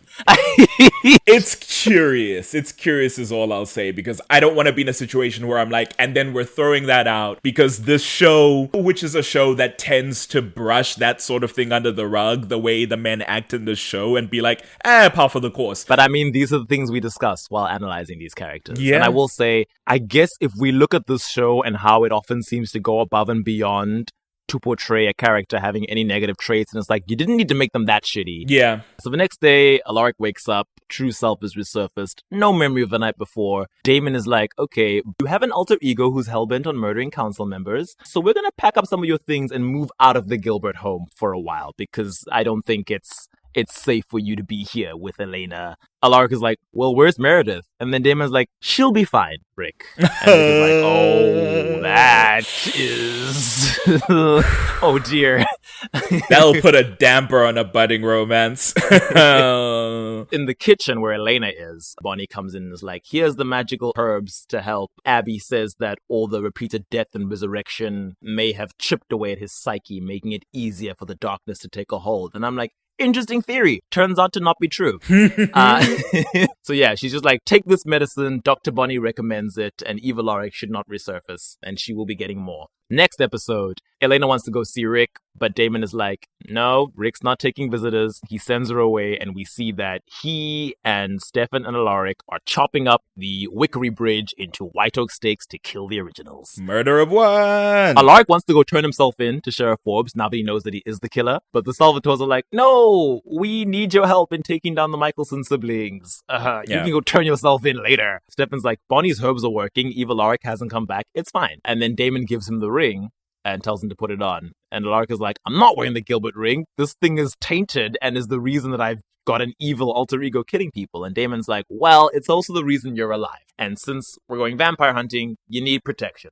So Rick reluctantly accepts the ring. Later on, this is a fun scene. Later on, Damon tries to hide his white oak stake among the firewood at his fireplace. And Rick, dryly asks him, did you learn nothing from the moonstone in the soap dish thing? Yeah. A real Damon, we're going to try the same stupid trick again? One part I always forgot about the scene, which is actually important, is that Damon then asks Rick, okay, where did you put your stake? And before Rick can answer, they're interrupted because they hear some commotion in the other room. They go to investigate, and Rebecca attacks them. She throws Rick down the stairs, and then she stabs Damon in the stomach and kidnaps him. Caroline arrives at Chez Salvatore and finds a somewhat concussed Rick sitting on the couch. This awkward interaction, yeah. She's like, oh, I heard you had a run-in with Rebecca, and Rick is like, I'm alive, I'll live. Why are you here? And Caroline says, well, I came to check up on you and make sure you're not evil, Alaric. And Alaric assures her that he isn't. And she's like, but that's exactly what Eva Alaric would say. And then she hands him a bottle of his, magical meds and says that Elena told her to give it to him. And Rick drinks these, diluted herbs and is like, they taste disgusting. Caroline is like, well, it's either that or kill people. And there's this awkward, tense pause between the two of them. And then Caroline's like, yeah, Elena told me everything. And Alaric, like, apologizes to her. You can see he's so deeply sorry for having killed her What father. do you say? Honestly, yeah. Caroline is hurt, but she empathizes, and she tells him that when she was a newbie vamp, she fed off someone. A stranger. In brackets, I'm like, Carter. His name was Carter. He had a name. And killed him. And she says that what's worse is that because of her vampire bloodlust, she liked killing him. Yeah. This revelation will come back to bite her in the butt. But she acknowledges that she has blood on her hands too, and they all do. And Alaric is like, yeah, but the blood on my hands is your father's. And I'm like, okay, this person was important too. And Caroline is like, well, the guy I killed might have been somebody else's father. And all I know is that I'm no better than you, so I'm going to take a page from Elena's book and choose to believe you can be saved. Once Damon is freed from Rebecca, that's a whole thing. But once he's free from Rebecca, he comes over to Alaric, and Stefan has at that point agreed to trade all of the Mystic Falls gang's remaining White Oak stakes in exchange for safety from the Michelsons' wrath. Damon tells Alaric that they need his stake, and Alaric goes to get his stake from behind a bunch of books where he's hidden it. Mm-hmm. And even Damon is like, wow, really? You judged me and you hid yours behind books? Two absolute idiots. It'd be two idiots telling each other exactly, bestie. However, Rick realizes to his shock that the stake is no longer in its hiding spot. Damon is like, well, who else did you tell? And Alaric's like, I didn't tell anyone. And then he realizes the only person who knew where the stake is was himself, which means Eve Alaric knew. And Damon is mortified because that means that Alaric's vampire-hating alter ego now has a stake that can kill an entire sire line of vampires, including the vamps in Mystic Falls. In Heart of Darkness, Alaric is being kept in the Salvatore cellar. Elena comes to see him, and she's like, I just bought you some things, toothbrush, clothes, reading material. Alaric sees that Damon has slipped in The Strange Case of Dr. Jekyll and Mr. Hyde among the books that Elena's bought. All right. And then it's like, that. What? I didn't put that. And she's like, damn it. I like that one. That's pretty good. Every once in a while, you'll have one where I'm like, I can't be mad. Elena tells Rick that he doesn't have to be in there, but Rick is like, no, this is the best place for me until, the gang can convince Eve Alaric to, confess to where he's hidden the stake. After they leave, Rick is lying in the cellar. He's, trying to fall asleep while reading Moby Dick. Stefan comes in to check up on him and says that Damon told him to bring Alaric some alcohol to speed up the falling asleep process. So they talk and they drink, and he says Elena's worried about Jeremy because she can't count on the Gilbert ring to keep him safe anymore. And Rick jokes that, well, if Jeremy has an alter ego brought on by this ring, perhaps it's just a pot-smoking hippie pacifist. Imagine. But then Rick notes that he did not think his own alter ego would be so hostile and militant. And I'm like, really? But I thought we've now established that you had a history of violence. Okay, whatever. And Stefan says that, no, it makes perfect sense because, Rick's wife left him and faked her death to become a vampire, and his girlfriend was killed by a vampire. Stefan is like, Eve Alaric is too judgmental. And Rick is like, well, Eve Alaric is me. I'm not compelled or possessed. I don't have a humanity switch that's been flipped. Whatever is driving this side of me, it's driving my good side as well. And Stefan is like, no, I disagree. Eve Alaric is only the darkest parts of you. Then suddenly Klaus appears. He just let himself into their home. And Stefan's like, well, we need more time for Eve Alaric to surface so we can get it out of him. And Klaus is like, I don't have patience for this. I'll just kill Alaric to trigger Eve Alaric's return. He vamp speeds, smashes Alaric's head into the wall, and kills him instantly. Said, let's expedite the process. Elsewhere, Esther shows up to see Rebecca. She holds Rebecca's hands, convulses, and collapses, and Klaus comes in to see what he thinks is his sister crouched over their mother's lifeless form. Rebecca, quote-unquote, is like, Esther's dead. R.I.P. Back at Chez Salvatore, which I love saying now. Rick comes back to life after his death at Klaus's hands, wakes up to see he's still being watched over by Stefan, and Stefan is like, you were dead for half the night. And again, I'm like, damn, these rings are taking a long time to revive Rick. Despite that, Eve Alaric has not come back. And then Alaric is like, okay, this is fruitless. My evil self is not going to come forth because he knows that the best way to hide something is by making the person who hid it impossible to access. So then he and Stefan are like, I guess we really do need to beat Eve Alaric out of me. And then Alaric takes off his ring and Stefan is like, whoa, what are you doing? And then Alaric's like, he's betting that Eve Alaric has a sense of self-preservation and so will pop out to defend himself against death. Stefan, reluctantly begins to, beat him up. After a while, It's clear, though, that Stefan is still holding back. And Rick is like, you're not putting enough behind these blows. And Stefan's like, if I put any more into this, I'll break your spine. You will die. And Rick is like bleeding at this point, and his blood naturally starts to trigger Stefan's bloodlust. And Rick is like, no, give in to the hunger. Use that. Stefan warns that if he goes down that road, he might not be able to stop. And Alaric is like, well, you're going to have to tap into your darkest side if you want answers from my darkest side. So Stefan bares his vampire face and flings Alaric against the wall. And as Rick staggers to his feet, he turns to Stefan with this sinister grin now on his face. And he's like, you're so weak. Look at you. One of nature's most hideous creatures. And you can't even get that right.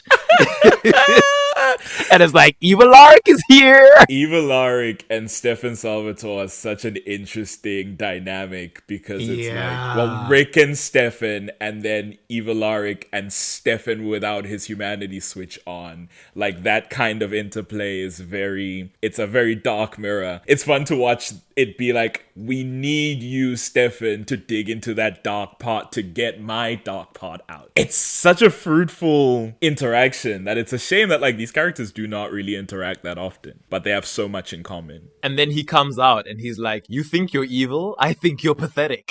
You can't even be evil, right? So Stefan asks Evil Alaric where the stake is, but Rick just continues to taunt and insult him. He's like, you're spineless and pathetic and worse than I ever was. So Stefan threatens to kill him if he doesn't tell him where the stake is. Rick tells Stefan that he and all the other vampires, and assumedly the vampire sympathizers, are all gonna burn. Nice. He's like giving this very fire and brimstone type. You're all sinners who need to be cleansed. Christian fundamentalist. Stefan vamp speeds him into a chokehold and grips his neck like he's about to snap it. And he begins to count down from 3, warning Evil Alaric that he's gonna kill him. And then Evil Alaric is like, okay, I'll tell you where it's hidden.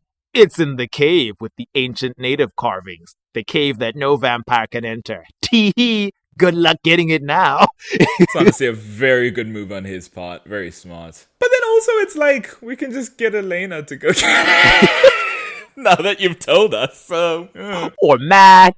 Or compel someone to walk in and get it. But at the very least, by his logic of the vampires are the enemy, let me put it where no vampire can get it. Good move. Stefan releases him and he locks the door behind him and he comes upstairs to find Rebecca and Klaus waiting for him. Heard the whole conversation.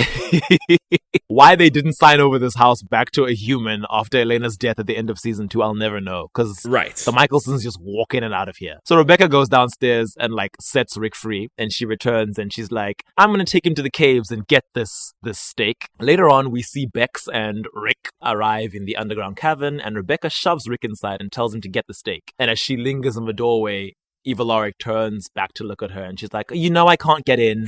And then Rick walks to a wall inside the cavern, reaches his hand into a crevice in the rock and pulls out the stake. And I'm like, now this is a good hiding place. He said, all of you are fools. Let me show you how a real pro conceals. I've been concealed in this man's mind this whole time. And then he sits down on Esther's empty coffin and is like, now why would I give you the one thing that requires everyone to keep me alive? So Rebecca asks, we bargaining? Fine, what are you offering? And Alaric says, there's only one stake left, which means only one original has to die. Help me, and I'll make sure it's not you. She tells him that she does not want just one original to die, and casually steps over the anti-vampire threshold. Yeah. I love that Evil Alaric is genuinely amazed at this moment. He's like, wait, what? Rebecca says, I want them all to die. And Rick is like, how the hell did you do that? And Rebecca says, it was so easy to fool Niklaus, but I thought that you, of all people, would understand, since Klaus did use your body at one point, and Evil Alaric realizes that, Rebecca is being possessed. And the woman before him introduces herself as Esther and tells him that the two of them have a great deal in common. Episode 20, Do Not Go Gentle. Could not combine Esther and Rebecca's names in a satisfying way. I tried. No, there really isn't. Rebesta. I wrote Esther Becca, and then in brackets I was like, they can't all be winners. Esther, Esteca. No, there's really not. Bexter. That's the best one I can find. Bexter.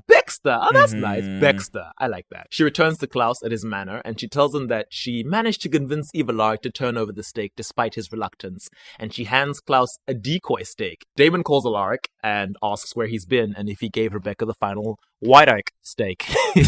I've been saying White Oak in an Australian accent for the whole because The White Oak. White Oak steak. Oh no. Rick tells him that, yeah, I've been trying to get my head straight, but I don't know where the steak is because I blacked out and woke up alone with no sign of it. And he tells Damon that he's getting out of town for a while to be isolated because he's still blacking out, which means he's still a threat to all of them. Damon tells him that he doesn't think now's the best time for him to be going off on his own, but Rick is like, no, it's fine. I'm stocked up on Bonnie's herbs, so I'll be fine. And I'm like, but you just said they weren't working, you're still blacking out. So that doesn't really track, but okay. Absolute nonsense all around. He's clearly lying. He tells Damon he has to go and he hangs up. And then we see, I wrote here, Rebexter. No. She's there. I realize now that they're in Klaus's house in this scene because the other Michelson coffins are there. And I'm like, bold of you to meet Rick here, Esther. I guess Klaus was out and she was sure he wouldn't be back. Yeah, I don't know. she knows what she's doing. Oh yes, you'll love this. She commends Evil Rick on his ability to lie so cunningly. And Evil Alaric says, oh, Damon is too arrogant to think that his only friend would ever betray him. Ooh. Ooh. Esther concurs that Klaus is similarly just blindly trusting of what he believes to be his sister. She assures Rick that she's leading the original hybrid to his death, along with the rest of her kids. So then Rick asks, okay, like, can I get that steak back now since we're working together? And Esther's like, you will have it back when it can no longer be used against me in this form. And she pulls out one of the silver daggers, reapplies the white oak ash, and lets Evil Rick stab her. I don't know why she couldn't just do it herself, but because he's like, how are you going to get back to her body? And she's like, oh, with some magic and a bit of help from a vampire hunter. And I'm like, I mean, you could just do it to yourself. Have we ever seen someone dagger themselves? I can't imagine you would want to. But like, yeah, I guess it's a question of, is that possible? Was there some kind of feedback loop that happens? I think someone does at some stage in the original spin-off series. Interesting. Damon goes to see Meredith at the hospital, and he tells her that Rick has not been taking his medicinal herbs because he found an untouched jar at Rick's loft. And I'm like, okay, so he's not so easily fooled. Esther takes Eva Alaric to, like, I think it must be the Salvatore burial grounds, because there's like a crypt or like a mausoleum. I always get those two confused. With the Salvatore name on it in the woods. She tells Rick that this is where Klaus murdered her 1,000 years ago. The violence of my death marked the spot with supernatural energy. Because she could no longer draw from the Bennett witches, she needs to draw from her own dead spot in order to perform the magic that she needs for this ritual. She leads Rick into this crypt where she's already set up like her little witchcraft station. She tells him that she's going to need his Gilbert ring. And Evil Alaric is like, why would I give you the one thing that protects me from death? Esther assures him that she'll give him all the protection she needs, but she explains that the last white oak stake that can kill an original will burn up in the body of its first victim. If she is to kill all of her children, she will need to bind the protective magic of the Gilbert ring with the stake, thus rendering the white oak indestructible. So Rick gives her the ring. She performs her little ritual. It's that really cool scene. We've discussed it in the Esther episode. You loved the alchemy. It's very cool. It's very smartly done. And yeah, she managed to make the white oak stake indestructible. It looks so cool with like that silvery molten metal, like veining. She holds it up and she's like, the ultimate weapon for the ultimate hunter. At the 1920s dance, Esther walks up to them and she tells Elena that if she wants to help Alaric, she needs to come with her immediately. Elena is immediately on the defensive. She's like, the last time this bitch was in town. She tells Jeremy to go get the Salvatores right away. When he's gone, Esther assures Elena that she's not going to hurt her, but that she is kidnapping her. When Jeremy comes back, he finds that all of the vampiric beings have been trapped in the school by a magical salt barrier that Esther has left behind. Very Teen Wolf Mountain Ash. Mountain Ash! Esther leads Elena through the woods to the Salvatore crypt and explains that she requires Elena's blood again. Elena's like, please don't hurt Alaric. And then Eva Alaric reveals himself and is like, Esther's not hurting me. I'm actually with her. I'm her +1. Elena starts to approach him, but then she realizes that, oh no, your dark side is in control. And Esther's like, I'm going to remake him strong and fast like my children. Like Michael before him, Rick will be a hunter powerful enough to take on the remaining Michelson siblings physically, and she's going to make him a brand new original. Elena is understandably horrified and tells Esther that she can't risk creating another original vampire because Alaric could end up even more monstrous than the Michelsons. And Esther tells Elena that Alaric will not be like her children because he has now embraced his darkest aspect, and his hatred for vampires is pure. She says that as a vampire, Eva Alaric's hatred will be magnified. And Elena counters that Esther doesn't know that for sure, and she doesn't know anything about Alaric. And Esther says, that is where you are wrong, and explains that each time Alaric has died while wearing the Gilbert ring, his spirit has temporarily been transported to the other side, and that there, on the other side, Esther has been in contact with him.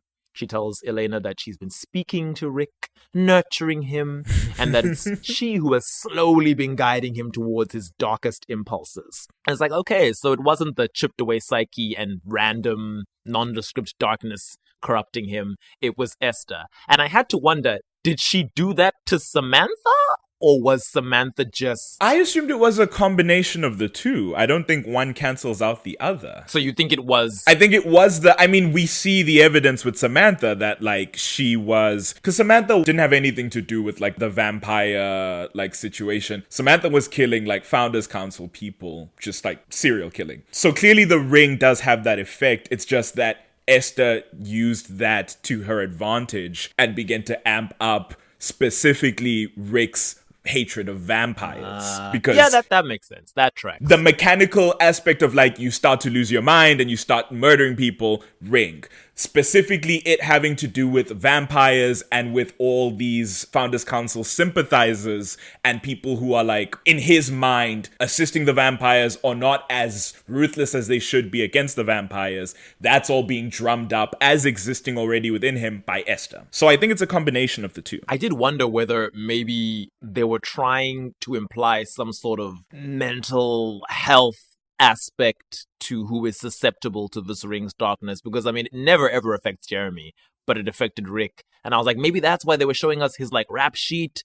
Maybe he's got, like, anger management problems and that made him more susceptible to this ring, but they don't really go into it, so we don't really know why. And also, Jeremy doesn't die nearly as much as Rick does, is the thing. As you've been counting, Rick has died at least 6 times, and Jeremy has maybe died, at this point, once with that ring on. And that's when Damon kills him. Once, possibly twice, when he was stuck with Catherine in the tomb and she was feeding on him. Yeah, we'll assume there she might have killed him once. And then... So twice max. By the time he starts dying again, he's in his Hunter era when the ring stops working for him completely. So we don't get to a point where Jeremy might have also been taken over by this ring situation. And that's the point I wanted to make about Jonathan Gilbert the Elder, about how he was mad towards the end of his life, possibly because of this ring and what happens with the ring. But by then he was too elderly to, like, cause any actual damage like his granddaughter who was in her prime. That is actually a good theory. I like that. Because those rings were his. Yeah, that makes sense. Poor John. Poor John. And they called you a madman. And it was yes, but also because of this damn ring. Yeah, so Esther's like, I've been grooming Alaric on the other side to be my new muscle because Michael is gone. And she says that each death has brought him closer to his true self. And Elena tries to get through to Rick. She, like, tells him that this isn't who he is. And Eva Alaric tells her that she doesn't know who he is. And I'm like, damn, okay. Bringing back Meredith's lines. He tells her, you only know the weakest parts of me. The man who lost his way, befriending vampires instead of killing them. And Elena tells him that he doesn't mean that, but Rick continues, they're all monsters. The blood of their victims is on my hands. Jenna's blood is on my hands. And Esther then walks up to Rick and tells him she's ready when he is. Elena begs Rick not to go through with this, but he ignores her. That's when Elena, like, tries to defy Esther, and she's like, I won't give you my blood. And I'm like, oh, sweetie, you thought you had a choice. That's not how that works.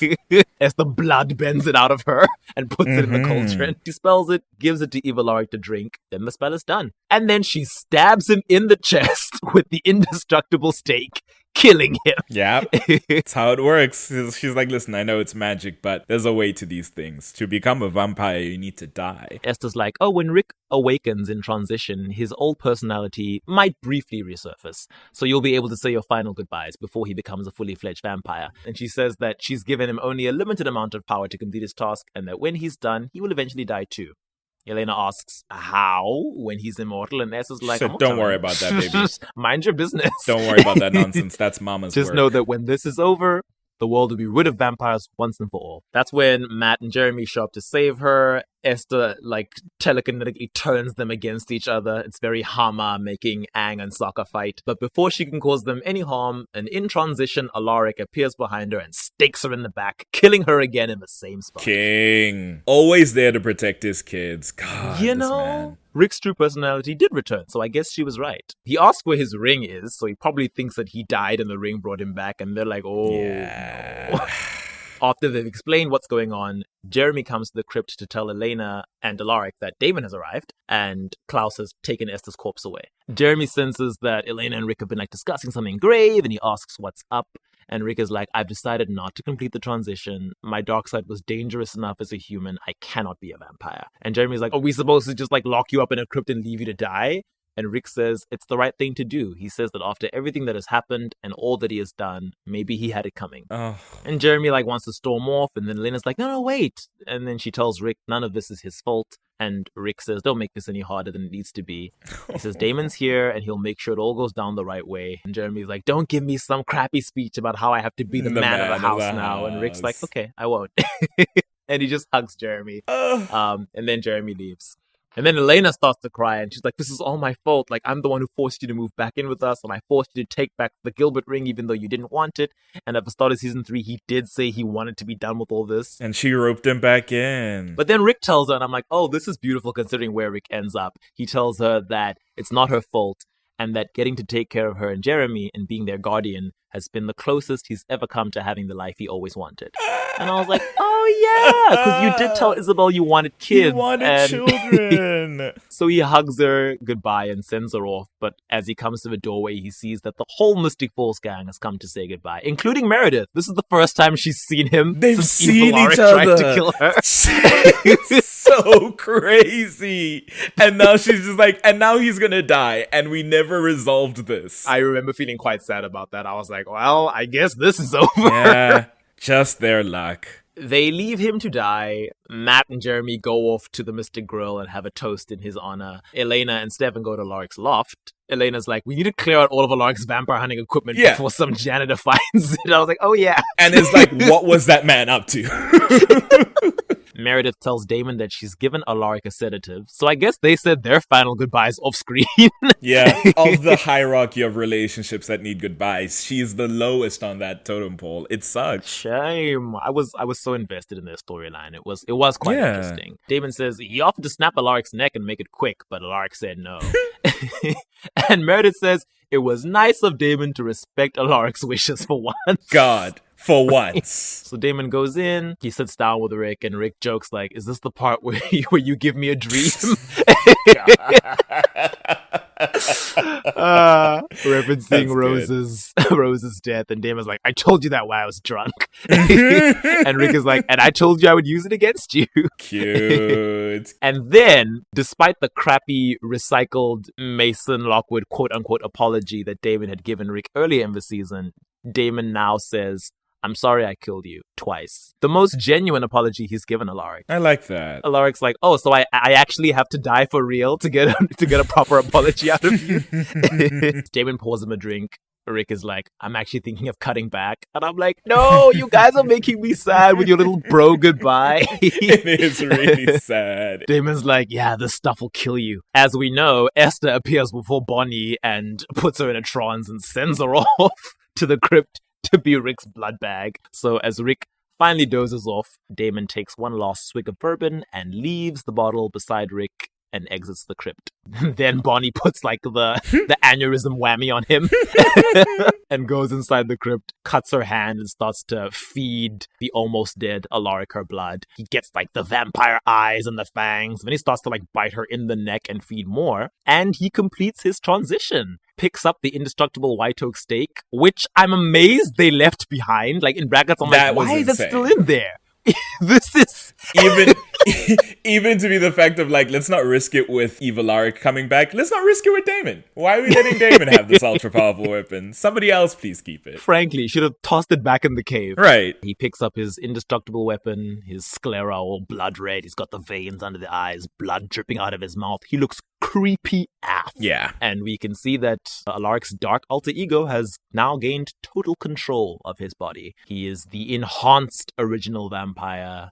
He's Vampalaric. The next day, Rebecca and Caroline are in the school. Alaric shows up because he hears them, and Rebecca's like, you're supposed to be dead. Alaric is like, I am. He easily overpowers her. Caroline tries to help. The two of them manage to overpower him long enough to drive the white oak stake into him, and it does nothing. Yeah. The biggest danger is just like nothing will stop him. The ultimate weapon he's got to kill all of us doesn't work against him. It's a snake with its own venom. You know? And it's like even the originals who are immune to all other wood in terms of death will still temporarily die if you stake them. And it's like, Rick, nope, just yanks it out. Caroline rushes to get into her car outside. He snaps her neck and like drags her across the parking lot. He is burning in the sunlight, but I think he's regenerating quickly enough that he can withstand It's the muted. pain. Yeah. At the Gilbert house, Jeremy and Elena are painting Rick's room. The doorbell rings and Stefan goes down to see that Damon and Bonnie are there. And it's like, we have a problem. Bonnie and the Salvatores discuss that Rick has completed his transition and they don't know where the white oat stake is. It's probably with him. Bonnie says, but a witch can't create a truly immortal creature, so Vampire must have a weakness. But I don't know what it is. Upstairs, Elena gets a phone call. She sees the caller ID on her phone is Alaric and she answers it and she's like, whoever this is, it's not funny. No. And Alaric is like, who else would it be? He tells her that he's holding Caroline hostage at the school and she is going to come and meet him there. And if she tells anyone where she's going, he will kill Caroline. So Elena goes to the school. She finds Caroline, like, her hands are impaled into the desk with the pencils. Elena wants to free her. And Alaric is like, okay, go ahead, free her. And when she tries, he vamp speeds at her and stops it. It's like, how many times do I have to tell you to stop trusting vampires? It's interesting that, and again, he calls Elena in this episode. He will call Jeremy in the finale to help him with his exploits, but after he has already failed with Elena, his first instinct was, I need my little daughter to pick up my trade. She's been a failed daughter this whole time, but I've got to try one more time to be like, I need to leave this legacy. He calls Stefan, who is still at the Gilbert house. Stefan is like, oh, okay, so Alaric has Elena, because Klaus has shown up looking for her, and they were like, we're not going to let you in. And they're like, oh, she's not here at all. Okay, cool. So now we all need to work together to save Elena and Caroline. And Bonnie's like, it's okay, I can stop Vampire with the same desiccation spell that my mom used to entomb Michael. Back at the school, Vampire is still torturing Caroline. She's sobbing and begging for mercy because of the vervain burning her throat as she inhales through the cloth. Elena asks why he's torturing Caroline, and Rick says, to make it easier when you put her out of her misery. You're gonna kill her. Rick says, is this not what you wanted? You asked me to teach you how to kill a vampire. Well, there's a vampire. Kill her. And he hands the white oak stake. And Elena says that this is not what she wants. And Vampire is like, no, of course it is. All the hours you spent training and getting stronger. You could be a hunter, Elena, but you've never actually staked a vampire through the heart. And I was like, yeah, Jeremy who? Elena was his protege the whole time. Exactly.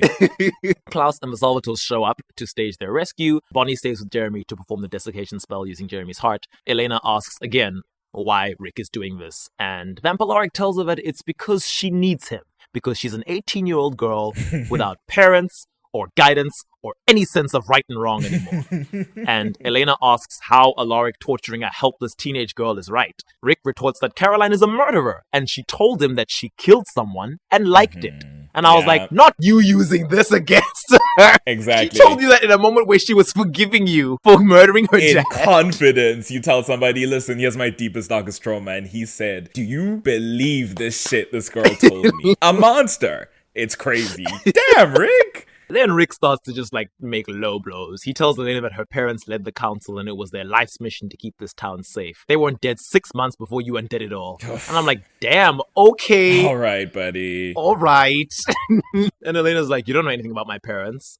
And Rick asks, do you actually think they'd be proud of you? If you don't side with the humans, you're just as bad as them. And then he tells her to kill Caroline or he will do it himself and he will make it hurt. Like, he yanks her to her feet and, like, forces the stake into her hand. Then Elena attacks him with the stake, but he easily blocks her strike. And he's like, I thought I taught you better than that. And she's like, you did.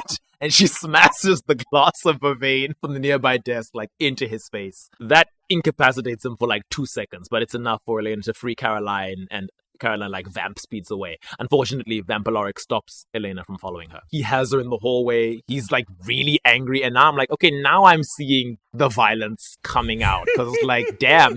He slams her against the locker and then, like, grabs her by the throat and tells her that he should kill her. And he's like, I should gut you just like I did Brian Walters, Bill Forbes, and all the other cowards I plan on ripping apart. You're the worst offender of them all, Elena. You don't deserve to live.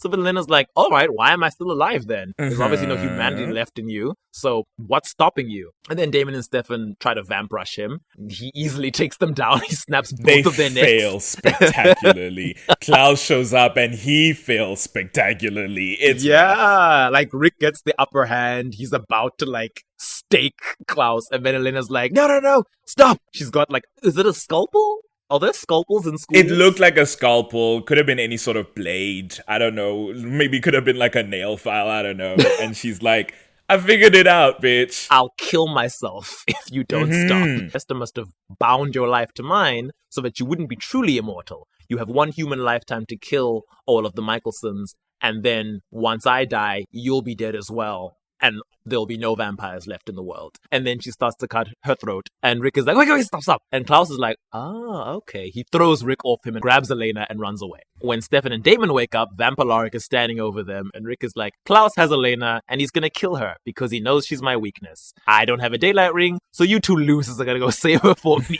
That's the only reason I haven't killed you.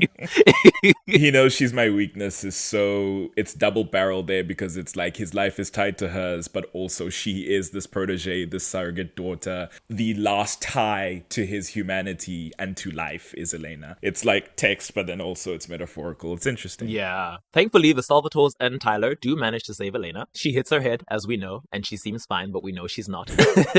And then the group desiccates Klaus with Bonnie's spell, rather than Vampire Alaric. But that night, Liz Forbes shows up at the Lockwood Manor, and she's like, Carol Lockwood, why did you call a meeting so late? And Carol's like, I didn't call the meeting. He did. And Rick is in there in front of the entire council. It is like, I was just telling the council about the vampire problem. Or should I say, your vampire problem?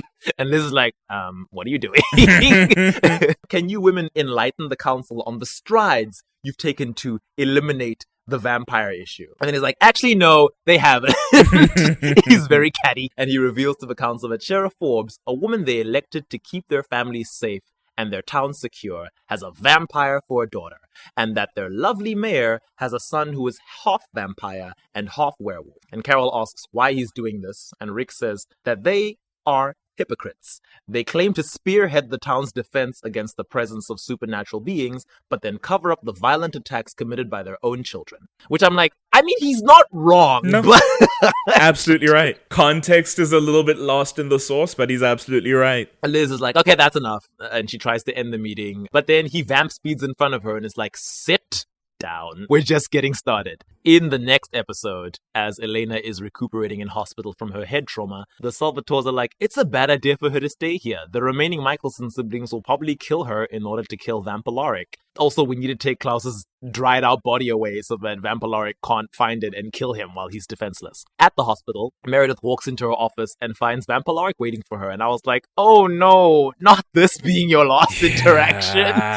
It's literally the last time they will speak. And she's like, what are you doing here? And then Vampire Alaric is like, well, I'm Elena's guardian, and it's strange that I didn't receive a phone call about her being admitted to the hospital. And Meredith's like, how did you even find out Elena was here? And Rick tells her, oh, I have eyes and ears everywhere now. It's funny, the people of this town are actually good at their jobs when you allow them to be. You, Meredith, are a little too good at your job. But that's because you cheat. And he opens the refrigerator and pulls out all the files filled with vampire blood and starts to empty it out onto the desk. And she's like, no, stop it. And I'm like, yeah, she's probably thinking of all the sick and dying people that she could save with that today. Yeah. Surprisingly, Rick doesn't actually hurt her. He just tells her that the council will be in touch with the medical board to have her license suspended and that Mayor Lockwood and Sheriff Forbes are being relieved of their duties. And he says, I'm getting this town back under control, that she will be releasing Elena into his custody. He signs the relevant paperwork and hands it back to her and just leaves. Much to Alaric's disappointment, Elena's already gone, though. She's in the hospital. Thank God. Vampire Alaric shows up at the grill where Jeremy is, and he's like, oh, we need to talk. Vampire Alaric asks Jeremy where the Mystic Falls gang are keeping Klaus's body, and Jeremy's like, I don't know. Why do you think I would tell you if I did? Rick tells Jeremy that Elena's association with vampires almost got her killed today because of the, aforementioned head injury. And I'm like, okay, well, Klaus was only able to kidnap her because she left the safety of her home because you were threatening Caroline's life. Exactly that. So a lot of this just kind of leads back to you, buddy. But that also makes his point, right? Because he's also a vampire. So he's like, they're all evil, including me. me. Now help me destroy them. Meanwhile, Elijah shows up at the Gilbert house. Elijah and the Mystic Falls gang make a deal to allow him to take Klaus's body away and not revive him. And then he will help them take down Vampalaric without hurting Elena. Jeremy calls Vampalaric later on and lies to him that Damon has gone to bury Klaus in the woods nearby. Stefan, Caroline, and Elijah will ambush Rick in the woods and disarm him. Meanwhile, Rebecca will rendezvous with Damon to collect Klaus's body on behalf of Elijah. Stefan warns Damon to ditch Klaus's car, which I guess they stole, and that's what they were using to transport his desiccated body. Because Vampalaric will have the police looking for Klaus's vehicle. And I'm like, oh, his influence now extends beyond the town?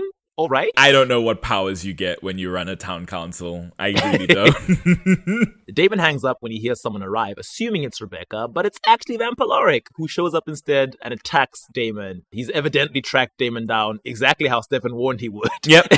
Yeah. Because when Damon's like, how did you find me? He says, oh, you'd be amazed how competent law enforcement is when it's not being corrupted by vampires. And I'm like, again, you are a vampire. You've compelled them. I love Vampalaric in his Candace Owens era. Exactly. The self-delusion required to carry out your mission, sir. It's giving very conservative fundamentalist thinking. So Rick asks where Klaus is, and Damon's like, well, he's in one of these 1,000 storage units. Good luck finding him. And Alaric snaps Damon's neck and starts looking. As he searches, Rebecca shows up and she wanders around looking for Damon, and Alaric hears her and is like, oh good, I can kill her in the meantime. But Damon intercepts her first and is like, shush, shush, shush, let's quietly sneak out with your brother's body that I've already removed from the storage locker that it was in. Rick appears and intercepts them. He grabs Rebecca, whose head he smashes into the car, and then tosses her away. Then Damon runs at him. He easily kicks Damon back. He's not wasting any time. He goes to the coffin, opens it, looks at Klaus. Klaus's eyes are still open, stakes him in the heart. No hesitation. Efficient. No evil speech. No mustache twirling. He's like, I'm here for business. Right. Rick closes the coffin, turns to Rebecca, and he's like, next? Beckoning her. It's so callous and methodical. In all of that, he's like, Klaus deserves his dignity as he died. This is a closed casket funeral. We will not be watching him burn. I guess he was made by Esther. He was like, there's still a bit of mama's love left in there. Damon tells Rebecca to run. He tries to hold off Rick. It lasts 2 seconds. Rick throws him aside with so much ease, and Vamp speeds off to Rebecca. It's just a fight of attrition at that point until we get to the crash on Wickery Bridge. And that's the only reason Damon does not die in that fight. Rebecca, they always say she ran Matt and Elena off the road. She stood there and Matt crashed. That's what happened. Elena starts to drown. As she insists that Stefan saves Matt first, she ends up dying. So suddenly Vampalaric starts to weaken. Starts to and collapse. Desiccate. He's like, what's happening? And Damon realizes that Alaric is dying as his skin goes all dry and grey and veiny. And he's like, no, you're not dead. Because he realizes that not only is he losing his friend, but that means that Elena is also dying. Similarly with Jeremy in these last moments, because the minute Rick dies, Jeremy's been a medium this season, so he snaps right to Jeremy, because that is someone who he cares about, and that is who Jeremy's thinking about in that moment. And he's returned to his real self. Jeremy's like, how did you get in here? I thought you were a vampire. And he's like, actually, honestly, I don't know. I just kind of wanted to say goodbye, and suddenly I'm here. Goodbye, Jeremy. I'll always be here to take care of you and look after you. You'll never be alone. And I was like, oh yeah, because when you met him, he was in the Jackass file. And you're like, I won't let you be that sad, lonely emo boy anymore. And Alaric is dead. That's it for season 3. It is honestly such a good end, these 3 seasons that he's in, and with everything that's happened in this season particularly, which is his meatiest season, right? All this stuff with the ring and the murder mystery and Evil Alaric and Vamp Alaric thereafter. It's for him, he's grown very close with the Gilbert kids. They are very much in his care. He's taking on this like parental role. And so many moments will be him throwing himself into the fire, jumping in front of the car, coming out to stab the immortal witch, like all these things to be in service of protecting these kids. Like you said, that thing he says, being with you guys is the closest I got to how I wanted my life to be. For him to die in this moment and have that goodbye with Jeremy, for him to have had those scenes, even though it was such harrowing scenes as Alaric with Elena, it's like in a weird way cementing how much Elena means to him, even as he's this monstrous evil version of himself. That final end, even though it happens twice with like when he dies in transition and then when he dies as Alaric, it's just like, it's a good way to go out. It certainly would have been nice if they ended it there. I know that I believe it was because the actor was leaving the show to appear in something else. That then didn't pan out, so that's probably why they decided to bring him back. I heard a rumor, I have not substantiated it, that at a certain point they were trying to decide between bringing back Jenna or Alaric. Interesting. Don't know how true that is. I'm like, it would have been lovely to see Jenna get more screen time being in the know. Certainly. But also, I'm like, Esther had already said she found peace. So yeah, I guess by then Yeah. they'd made the wait, no, yeah, if they were deciding in season 5 and that had already been said, yeah, that would be weird. But also, bringing Jenna back as a vampire would have been really cool. I don't know. Would have been interesting. Oh, Vamp Jenna. Yeah, because she would come back as she was. Alaric briefly appears in season 4, episode 2, when Damon is having his monologue about, you've left me behind to look after the kids. They're stupid and immature and needy and emotional, but I guess I gotta do it because you're gone now. And I'm like, this could have been like a sweet sort of transition to like, Damon taking up that mantle. Yeah, the other adult. But it's marred by the fact that you're calling these people children and yet you're in love with one of them. So... Yeah. He then comes back right at the end as a ghost. When the whole expression triangle thing is going on. It's cool because he's got all the Vampalaric powers. He's like basically an even stronger version of an original. Jeremy helps Elena from Cole. Rick saves Damon from Silas, I believe. He saves him from Vaughn. Vaughn is shooting Oh, him. yes. There's a weird scene where he reveals that there's like, because Damon's like, how do I know you're really Rick and not Silas, the shapeshifter? Rick is like, Silas wouldn't know about this hidden stash of alcohol in the school locker. And I'm like, in a student's locker? What? 1 and 2, and also, Silas like, has he's a mental telepath. powers. He would know that. He would absolutely know that. But yeah, he and the Gilbert kids have a nice little moment because Elena's just come out of her no humanity era. The three of them have a little picnic and she's like, I'm gonna have to say goodbye to you losers again. This is really sad. He also briefly speaks to Connor on the phone when Connor is threatening Elena. He's like, you're threatening this teenage girl and I'm the guardian of this teenage girl you're threatening. And then Connor's like, that teenage girl snapped my neck with her bare hands. And Rick's like, yeah, I'm the one who taught her how to do that. Exactly. Proud dad. Hell yeah. I think there's a couple of ghost moments in season 5. It's the Catherine 100 Years of Solitude because a bunch of people come back in that one. Very briefly, he shows up there. Yeah. And then it's right at the end when the other side is falling apart and they're like, we're bringing people back in. And it's that moment where Rick helps Elena find her body and then get back to then walk through. And he's like, don't worry, I'll take care of Damon. Alaric is the last person to pass through Bonnie before Luke forcibly stops Liv's spell. Immediately, Damon's like, okay, my turn, and then nothing happens. I'm like, oh, shit. But then Alaric is back in the world of the living. It raised so many questions because it was like, well, now he's still in his Vampalaric body, but he's not evil. And now he's no longer tied to Elena's human life. Is he just invincible? An invincible, immortal vampire. Like, truly immortal, not just biologically. It was very cool. Season 6. He comes back. He gets one interesting storyline. Okay, maybe 2. Which I enjoy. I'll count Joe and the twins as 2 separate storylines. So yeah, he's resurrected in season 6. He is still the enhanced original. When I started watching and he was back, I was like, well, this is going to be interesting because now we have this character helping the good guys who's more powerful than Klaus ever was. How are we going to keep the stakes at the level that we want to keep them out? So I guess the first thing they do is they show that he is still struggling with vampirism. Because I guess every time he showed up, he was a ghost. So, no hunger.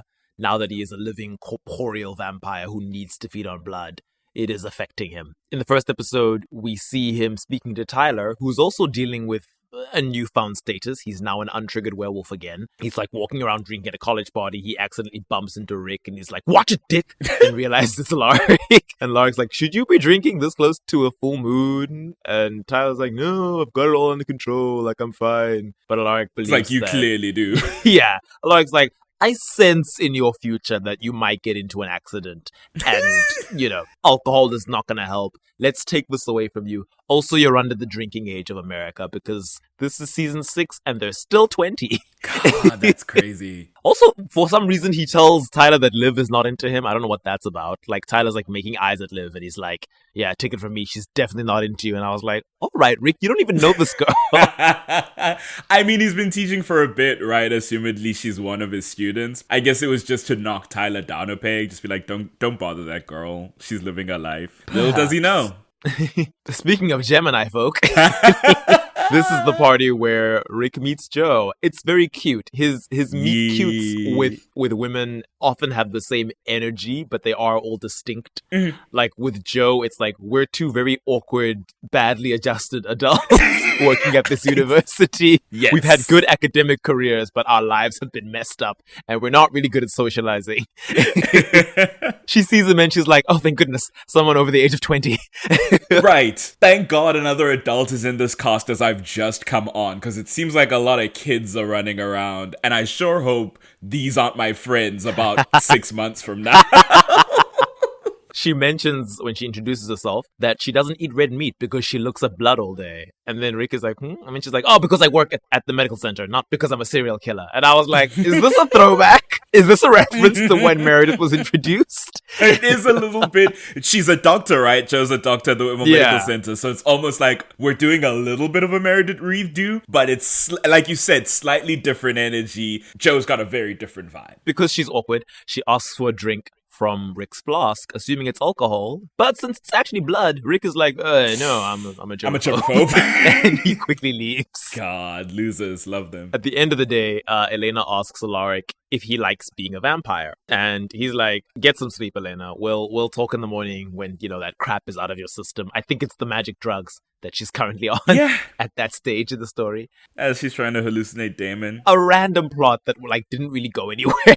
Like, if we had removed the hallucinogenic thing and just been like, she's struggling with the grief and then she decides, enhanced original, I have an idea. The hallucinations seemed kind of random. But I guess her being hungry affected the whole fake Sarah Salvatore arc.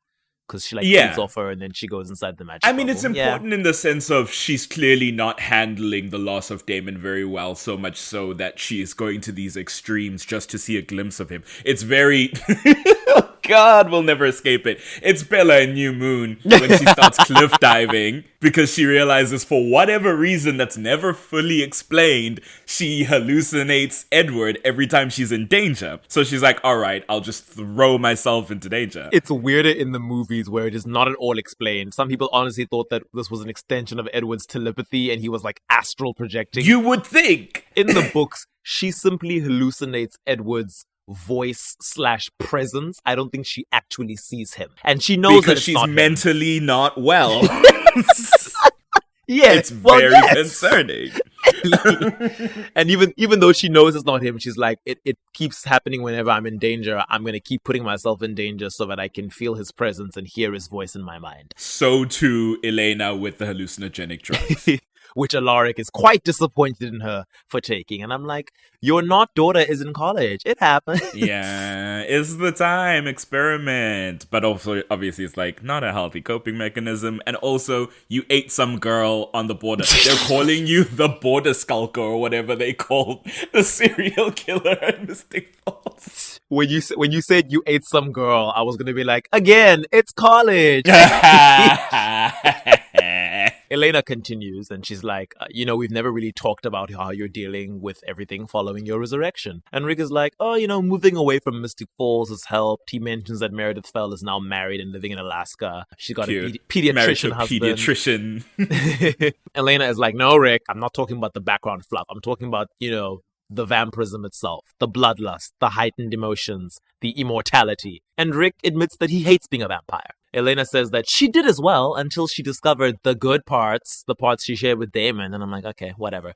But she laments that she'll miss Damon for all eternity. Rick tries to comfort her, telling her it'll get easier, but she reminds him that she's accustomed to loss, so she knows there's no such thing as moving on. You will simply miss the person forever and ever. And then she's like, oh my gosh, crazy idea. If I am going to ever fall in love again and find eternity bearable, you, as an original vampire, are going to have to compel me, a regular vampire, and edit all my memories of having ever loved Damon. Wild idea. Yeah. From a purely mechanical sense, as happens in the next episode, I like how in-depth they go into how it works. A crazy choice, in my opinion. But of course, she's not making a lot of rational choices, so you know. Also, she kind of jumps to the conclusion that Alaric even has the power to compel regular vampires because she says, you were made with the original spell. That means you can compel vampires. And I was like, now, well, he was made with a different original spell. There was no tree of white oak. There was a stake of white oak. I doubt she used that considering it had no effect on him. How do you mean? Oh, to tie into... Well, yeah, I guess she used Elena in place of, like, a tree. Yeah. Which... Okay. But also, he is the enhanced, right? The sun, because the sun burned him.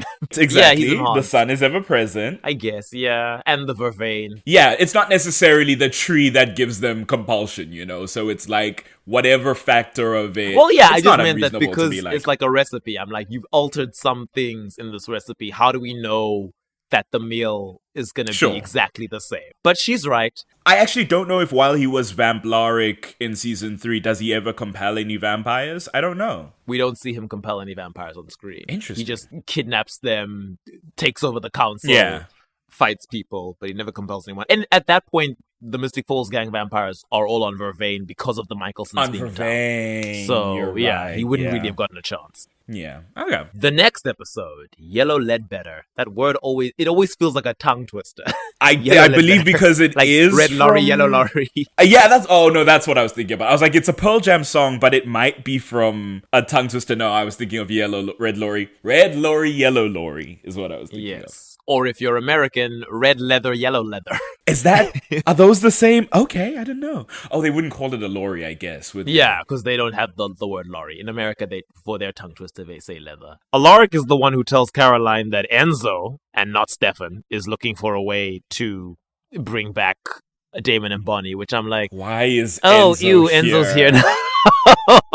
But it's funny. He reads Enzo for filth later on in the season, and I love it. We'll get there. He goes to help Elena with this whole memory modification thing. He says he's raided the psychology department's research center. So this is all research. It might not be true. Very experimental. He's going to be using a combo of hypnotherapy and memory reprocessing techniques. He will work through her core memories about Damon using compulsion to modify each one.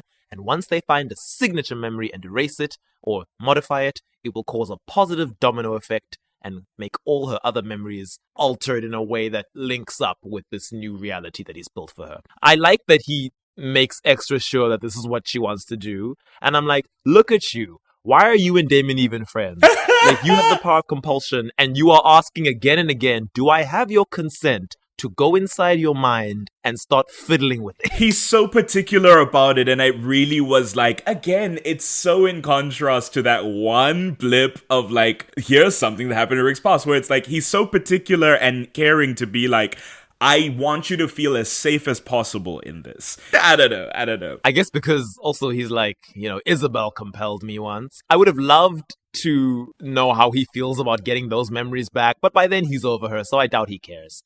Like, maybe he just, like, had a dream. So far beyond. Isabel said she loved me. Well. Hey, maybe you get it back when you die, actually, now that I think about it. He was dead for a period of time afterwards. Oh, but he turned into a vampire before he died. So, yeah. No. Oh, yeah. Vampire wouldn't have cared. Vampire would have been like, this evil ex-wife of mine who chose to become a vampire. Who does that? And then, presumably, the 2 years the year and a half he spends on the other side, he's just processing that. Plenty of time to think about it, I guess. But yeah, as we know from the Elena episode, Alaric is able to compel away her memories. It's an interesting thing with them. It's like, oh, her mentor who like trained her to like be strong and fight against the vampires. Now they are both vampires. It's the first time they've been together as vampires at the same time in the world of the living. Yeah. And still he's like the superior kind of vampire. And she's like running to him for help.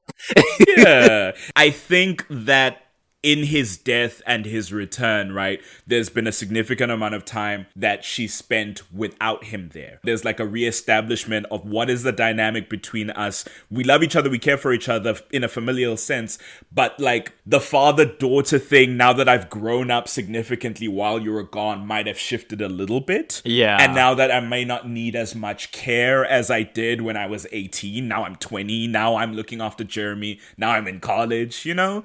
That has to shift a little bit. Especially because it seems like really the only thing he needs to worry about with regards to her now is how she's dealing with this grief. Because she's like, meanwhile, I'm good at being a vampire now. I've adjusted. You're the newbie who I have to come to and be like, are you okay? Are you drinking enough blood? Do you want to kill your students yet? Let me know. Come speak to me if you're struggling, because I've been through this shit. Who makes his daylight ring? Is it Luke? Liv?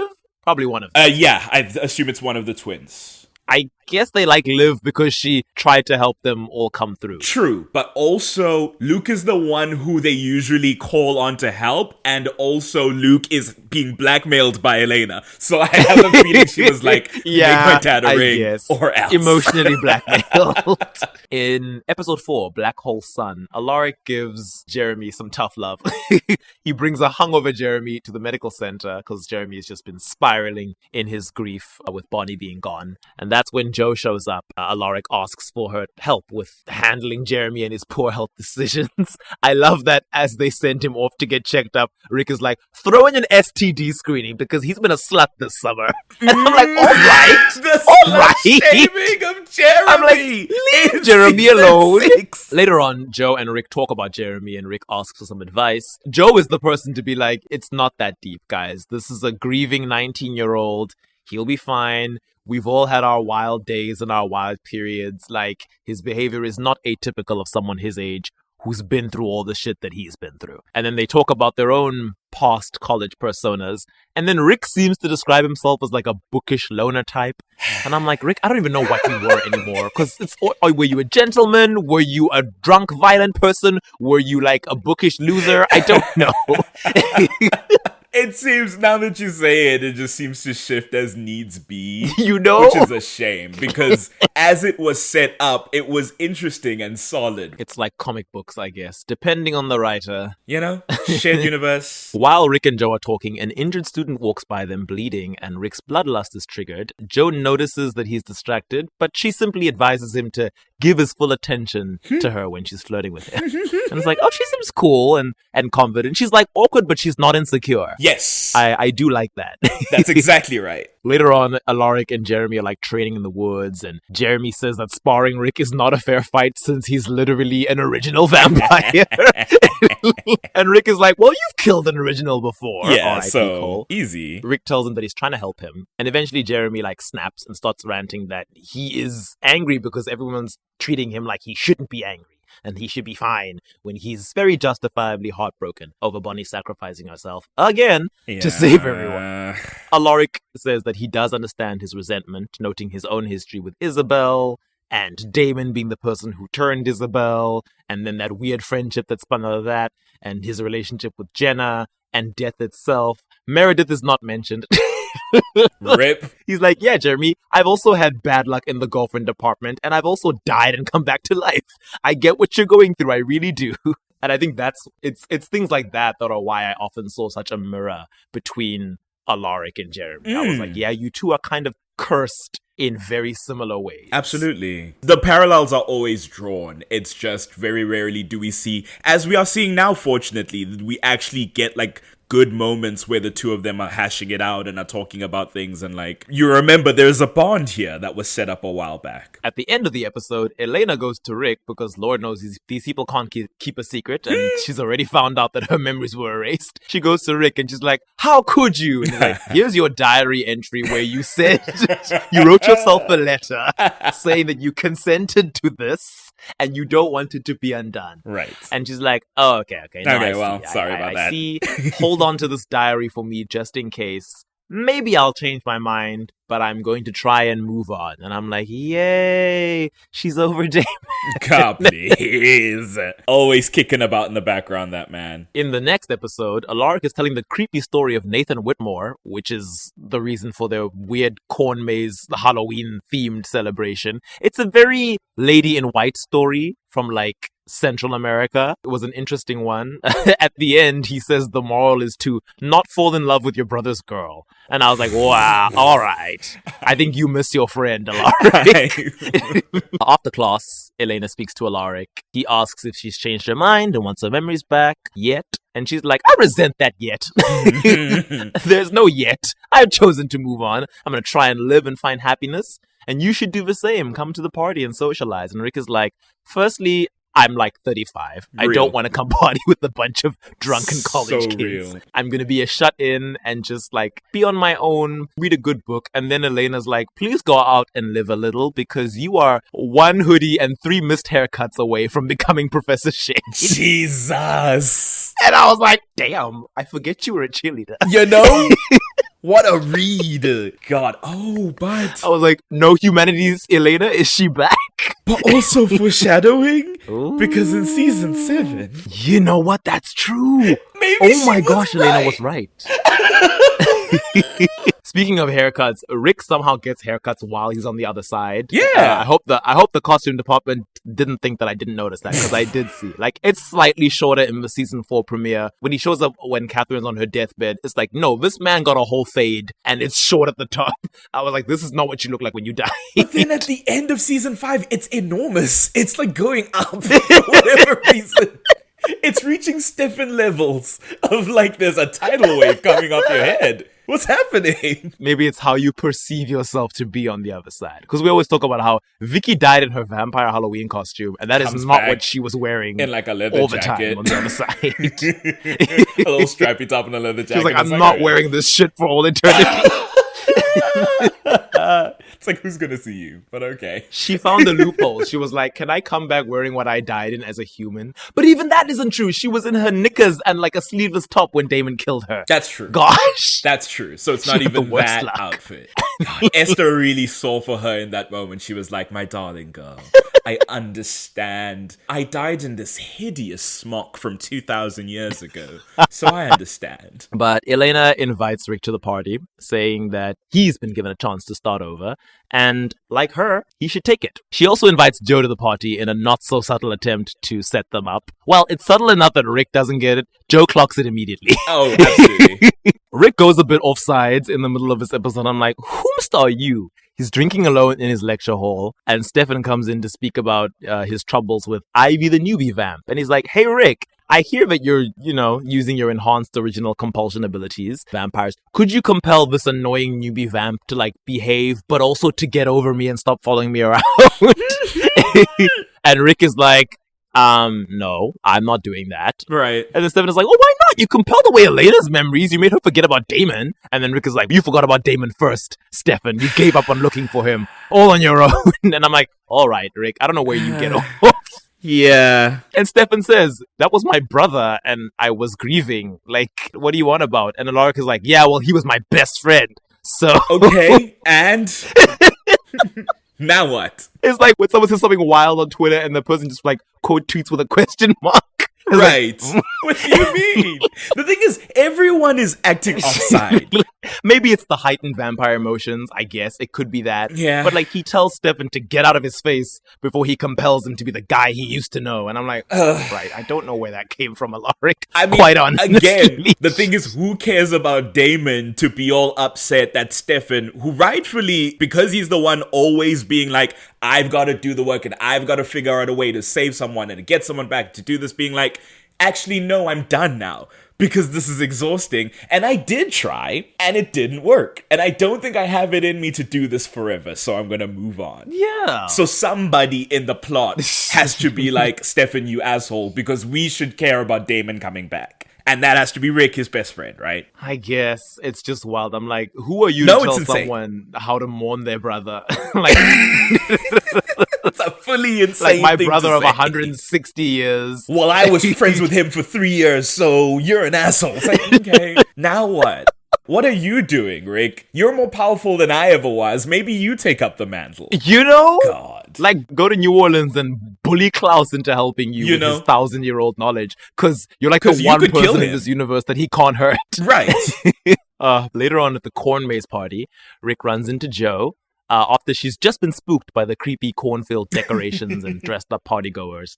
And he teases her saying, you work in an ER. You should be used to seeing worse than this. And then she says, no, I'm fine with medicine because it's all natural. It's the idea of the supernatural that she dislikes. Zombies, ghosts, the undead. And it's like, foreshadowing. A person who's like, I don't want to be in the middle of all this mystic nonsense. I'm just trying to be a doctor and live my life. I am not healing people with vampire blood. I'm a brilliant surgeon, and that's how I do it. Clock it. She said, I don't need to cheat. I'm brilliant at my job. She said, I'm not naming names, but some of us went to med school and actually know how to save lives without magical blood. Some of us don't need a leather jacket and a pistol to be a badass, actually.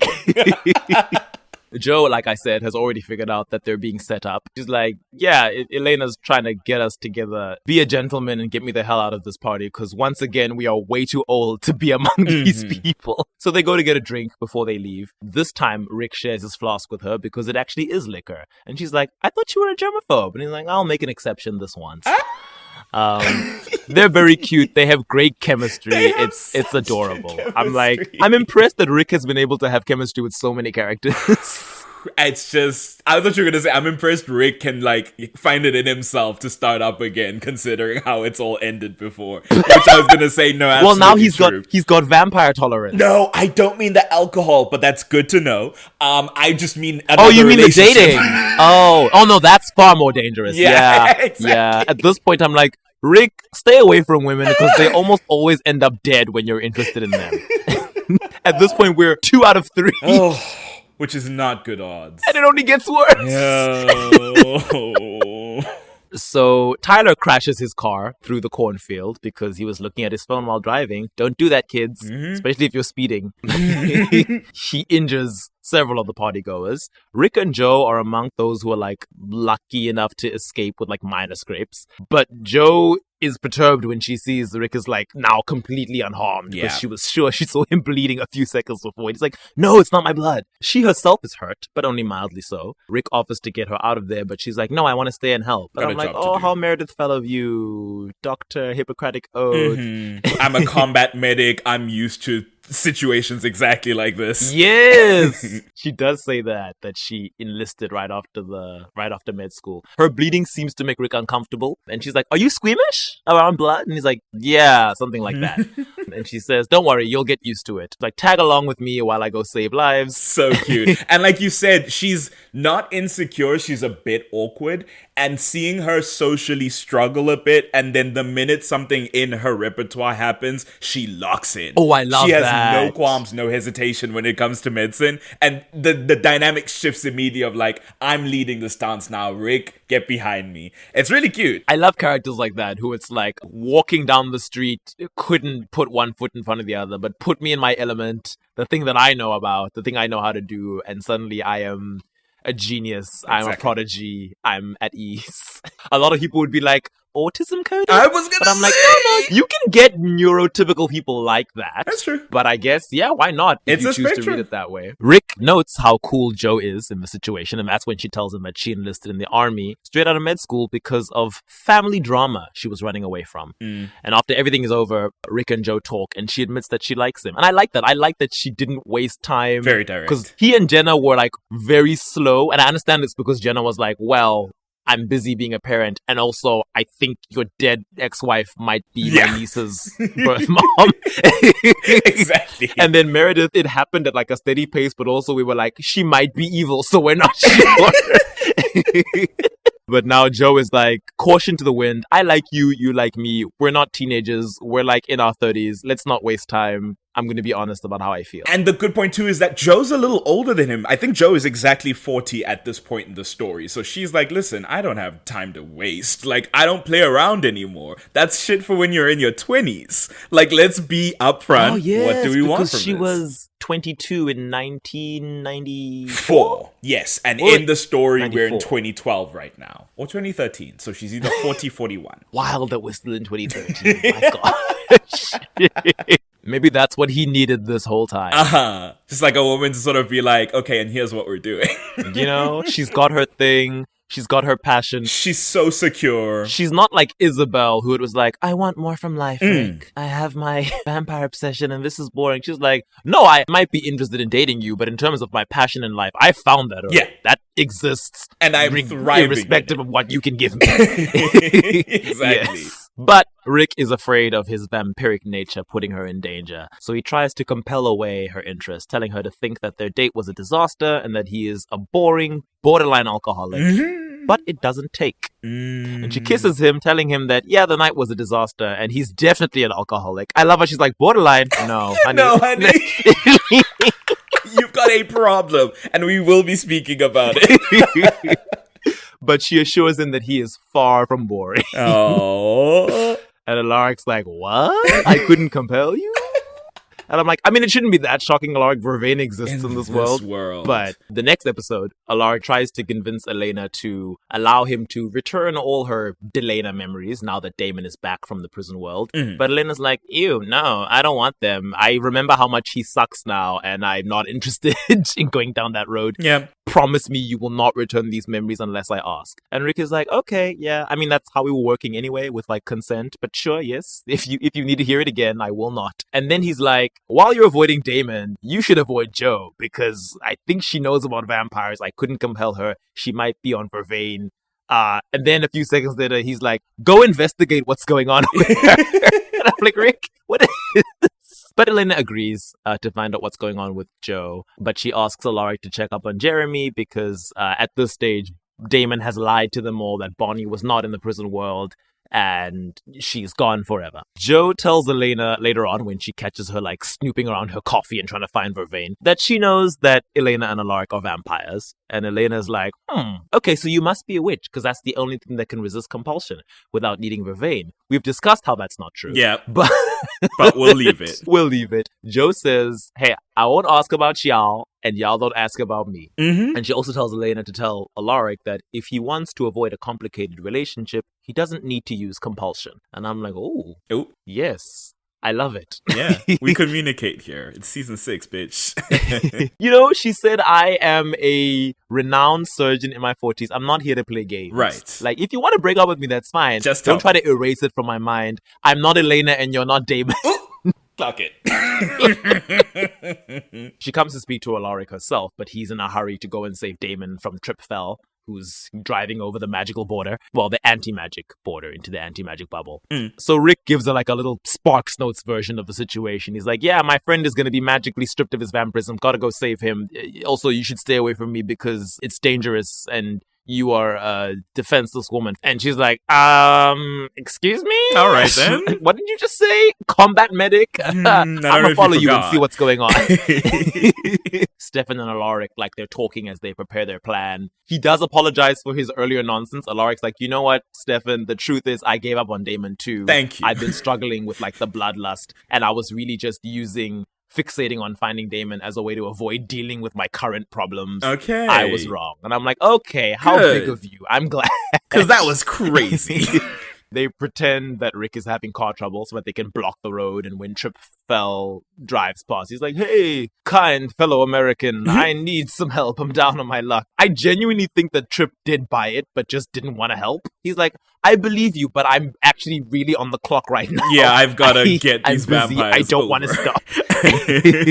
And then Alaric is like, okay, well, if that's not going to work, let me just attack with my vamp powers. Trip tries to Vervain dart him, and it doesn't work. So I'm like, okay, cool. Original level of tolerance. Trip starts to drive the car with Rick, like, holding on to the open car door. They're, like, struggling over the steering wheel. Eventually, the car, like, flips, and Rick is flung across the anti-magic line.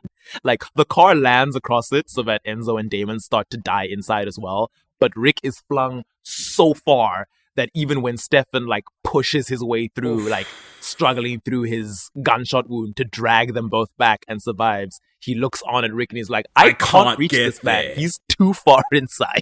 Thankfully, Jo has followed him. She's like, yeah, I followed you here like a stalker. Sorry. But I'm here to help. Combat medic. I can handle this. Don't be telling me what's too dangerous. And Alaric's like, okay, yeah, cool. You need to drag me across to the other side of the anti-magic border because I'm dying and my vampirism's being stripped away. And she's like, yeah, I don't know how any of that magic nonsense works, but I can tell you that medically, if I move you right now, you will bleed out and die. It seems like you've nicked your descending aorta. And Rick's like, yeah, I know. That's how I died the first time. And she's like, yeah, but that time you didn't have me. World-renowned surgeon Joe Lachlan and hemostatic gauze. I'm gonna save you. Love her. She's actually really cool. Yes. And while she's sealing his wound, she tells him that she wants him to think about how he wanted to compel one of the smartest women on campus to forget their date. A date where she single-handedly saved dozens of lives without smearing her makeup. And I was like, you tell him! Tell that man! She knows her worth. God, I love her. All the women he's dated are just such badasses. They're so cool. You know? Unfortunately, Rick does start to die. And I guess that's how the magical vampirism being stripped away thing would work. Eventually, you would reach a state where, okay, your heart has stopped. He does clinically die. Yeah. She starts to do her compressions. And she's able to resuscitate him. She does panic for a minute. She's like, no, you can't die. You're not going to have the last word. I'm an amazing surgeon, and I'm going to will you to live with my amazing skills. And she brings him back. Hell yeah. And Rick is like, whoa, like he's dazed and confused, and he's like, something's not right. And she says, well, there's no reason it shouldn't be, because I've sealed the wound and saved your life. Mm-hmm. You're welcome. And thus, Alaric is returned to human status. Yeah. So Caroline tells Elena, oh, Alaric's no longer an enhanced original. Pity, you're never getting those memories back at the very moment you decide you want them back. And I'm like, yeah, shame. Now Elena can't get her love for Damon back. But more to the point of Rick's life, I'm like, from a narrative point of view, I understand why Rick could not go on being an enhanced original. Way too overpowered. It's nice that they found a way to use it in the plot with the whole Elena's memories thing. But like going forward, I'm like, yeah, it was going to be difficult to have real stakes when the most physically powerful being in your world is on your side. I will say, in a season of witches, though, I feel like they might have been able to do it, but I do prefer that they made him human again. Especially because it leads us down some good roads, and we know that Alaric, among many other people in this universe, like Bill Forbes and Elena, depending on the episode, is not a person who enjoys vampirism. He's like, I never wanted this. No. Vampires have been at the center of some of the worst events in my life. Mm-hmm. The worst period and my own experience was when I was a vampire. I lost myself when I became a vampire. I don't want this. Yeah. Oh my gosh. Yeah. Did so much damage. Elena later on calls him, checking up on him, and he's like, I'm so sorry I can no longer help you get your memories back. She's like, no, I'm just glad that you're okay. Right. I know how much you hated being a vampire, so I'm glad that at least one of us got what we wanted. Jo comes in to Rick and says that she's transferring him to Whitmer Hospital, because currently they were at Mystic Falls Hospital, which she says sucks. She's like, this hospital sucks. I'm taking you to Whitmore as soon as possible. And I was like, all right. I feel like the psychic echo of Meredith is somewhere in these holes going, okay, I see what you're trying to do. Said, damn, bitch, I was working with what I could. Okay, you walk into my hospital and you start making statements. Know your place.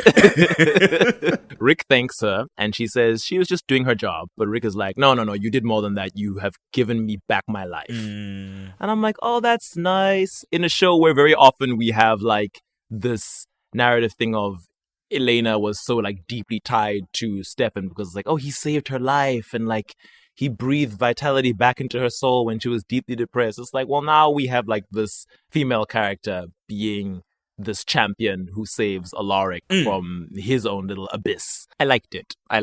Sure. In the next episode, Damon goes to see Alaric at Whitmore Hospital and he complains about Alaric compelling away Elena's memories. But he does note that he's glad Rick is alive. He's being so annoying the whole time. He tells Jo that she'll be in high demand amongst the vampire folk who want to loophole their way back into being human. And she's like, no, the writer's room told me to tell you and the audience that was a fluke and it's never happening again, so don't ask. Later on, Alaric and Joe go to a Whitmore party where we see that she's like the pride and joy of this institution's medical department. Damon shows up and is like, in a way that felt very reminiscent of what he's like, with Meredith. What? Tori DeVito, hot, smart, you must have some weird underlying issue. He sees that Joe is this accomplished surgeon and he's like, you must be using witchcraft to cheat. There's no way that you could be this good. Some of us are useful and smart, Damon, is the thing. Some of us studied and worked to get where we are, and we get recognized for doing that. You know? A crazy thing to say. Joe is like, I actually don't practice magic, so could you sit down and just relax? Everything I've done, I earned. Unlike you, Civil War era, old Confederate money, generational wealth. Inherited all the founders' money. Like... Don't come and tell me what I earned and didn't. Later on at the party, Joe and Alaric watch as some Delena drama unfolds, and Rick is expressing regret over compelling Elena. He's like, oh, I shouldn't have compelled her. And Joe is like, no, what you shouldn't do is mix painkillers and booze like you're doing right now. But what you did for Elena, that was her choice. And then Alaric's like, all right, I'll have you know, but I'm not on painkillers right now, actually. So I can drink if I want to. More alarming. I prescribed you pills you should be taking. He tells her, no, I'm not on painkillers. I physically feel awful right now, but I'm enjoying every miserable moment of human pain. Joe toasts to the two of them being powerless and mundane. And I'm like, oh, that's sweet, because like you were both supernatural and now like you're not. And they are so compatible in that way. The whole time you really have to be like, Damon, why are you here actually? Because you just described this really cute moment and you said, and Damon says. I'm like, Damon, why is he on this date? Because Elena's on an actual date too and he's not winning there. Rick jokes that, we should start a support group for formerly supernatural beings. And Joe clarifies that, well, I relinquished my magic and put it away for safekeeping. I'm technically still a witch. It's just like the batteries have been taken out and put in the drawer. Rick is surprised that can be done. He's like, oh, I didn't know you could like take your magic out of yourself and like put it in something else. But Joe says she did it to remove herself from a tragically dysfunctional family and she hasn't regretted a moment of it. At the end of the night, Rick and Joe go back to Joe's place, and as she changes out of her dress, Rick sees her scar. And she tells him, yeah, my brother tried to gut me with a hunting knife and I lost my spleen. And Rick is like, what? Yeah, it's a crazy one like, to draw. Oh, did I kill the mood? You know what? Maybe she is autism, coach. She dropped that no question. But Rick tells her like, no. I've noticed we're both complicated with like tragic and dysfunctional histories. So we're a match. And then Joe kisses him.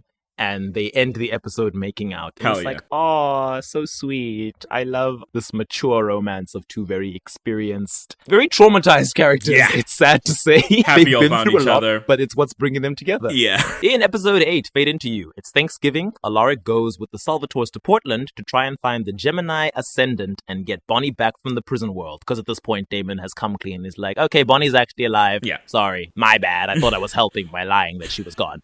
The three of them discover the cloaked Parker home after Stefan drop kicks Bonnie's teddy bear at what he thought was an open field. The bear breaks through the cloaking spell and Damon wonders why it was able to do that.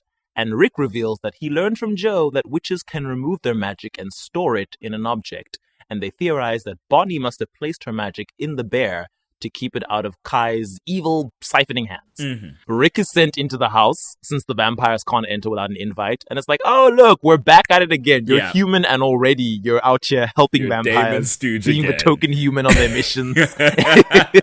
He does say, as he walks through the door, he's like, I don't miss that particular vampire weakness, because Stefan and Damon are like hovering in the doorway. At Caroline's Thanksgiving dinner, Joe is busy realizing that she's Luke and Liv's long-lost sister. The Salvatores realize that the house they're in is Kai's childhood home, as well as Joe's childhood home. And then Papa Parker shows up. Christopher Joshua Cousins. Parker. Welcome, sir. And cloaks Damon from Stefan and Alaric's vision. And then he attacks him. Meanwhile, Alaric calls Joe to let her know that he is in Portland and he believes he just met her dad. And Joe's like, oh no, my dad's kind of shitty and he will retaliate if he thinks that you guys are going to free Kai. There's nothing that terrifies him more than my brother. And she also tells him, you didn't have to go all that way to look for the Ascendant. I have the Ascendant. Like, It's with me back in Virginia. It's so good. Then her father attacks her with a long distance spell that starts to kill her. And it's like, jeez, this man. Gemini Coven, man. He's connected to all of them in that weird way. That weird, magically inbred way. Right. He said, I'm Papa to all of you, actually. I am the Papa Parker. As Jo begins to die, she explains to Rick what her father's doing, and she has to like quickly invite Stefan into her childhood home over the phone. And I was like, oh, cool. That's like the first time I've seen it work that way, where it's like you can do it like long distance. It's kind of interesting. I like it. Stefan is like, well, the house is still cloaked, so even with an invite, how am I going to get in? And I'm like, oh, come on, Stefan. Like, you could feel your way through the door. I'm telling you, Stefan is so random this season. I don't get it. So then Jo is like, oh, it's cool. There's a hidden knife on my family property that my relinquished magic is currently stored in. You can just use that to uncloak the house. Stefan does by like hurling it at the wall. Crazy. Which breaks the spell. He enters and Papa Parker is like, oh snap, okay, time to invisiquate away. As the Salvatores and Alaric prepare to head back home, Alaric is like, well, letting Kai out is off the table because I don't want to put my new girlfriend in danger. And Damon's like, yeah, I don't care about that. I'm going to compel you now to steal the Ascendant from this traumatized woman who trusts you, whatever it takes. Great friend. So, yeah, in the next episode, Jo comes home from a long day at work and she's like, oh, look, romantic takeout dinner that my new boyfriend Alaric has set up for me. I love this. And Rick is like, haha, I think your dad loves me. I met him and I've never been given so clear a blessing. And Jo was like, you went to see my father and he tried to kill me? How is that a blessing? And Rick is like, because he didn't try to kill me. Cute. You might end up on the couch, but cute.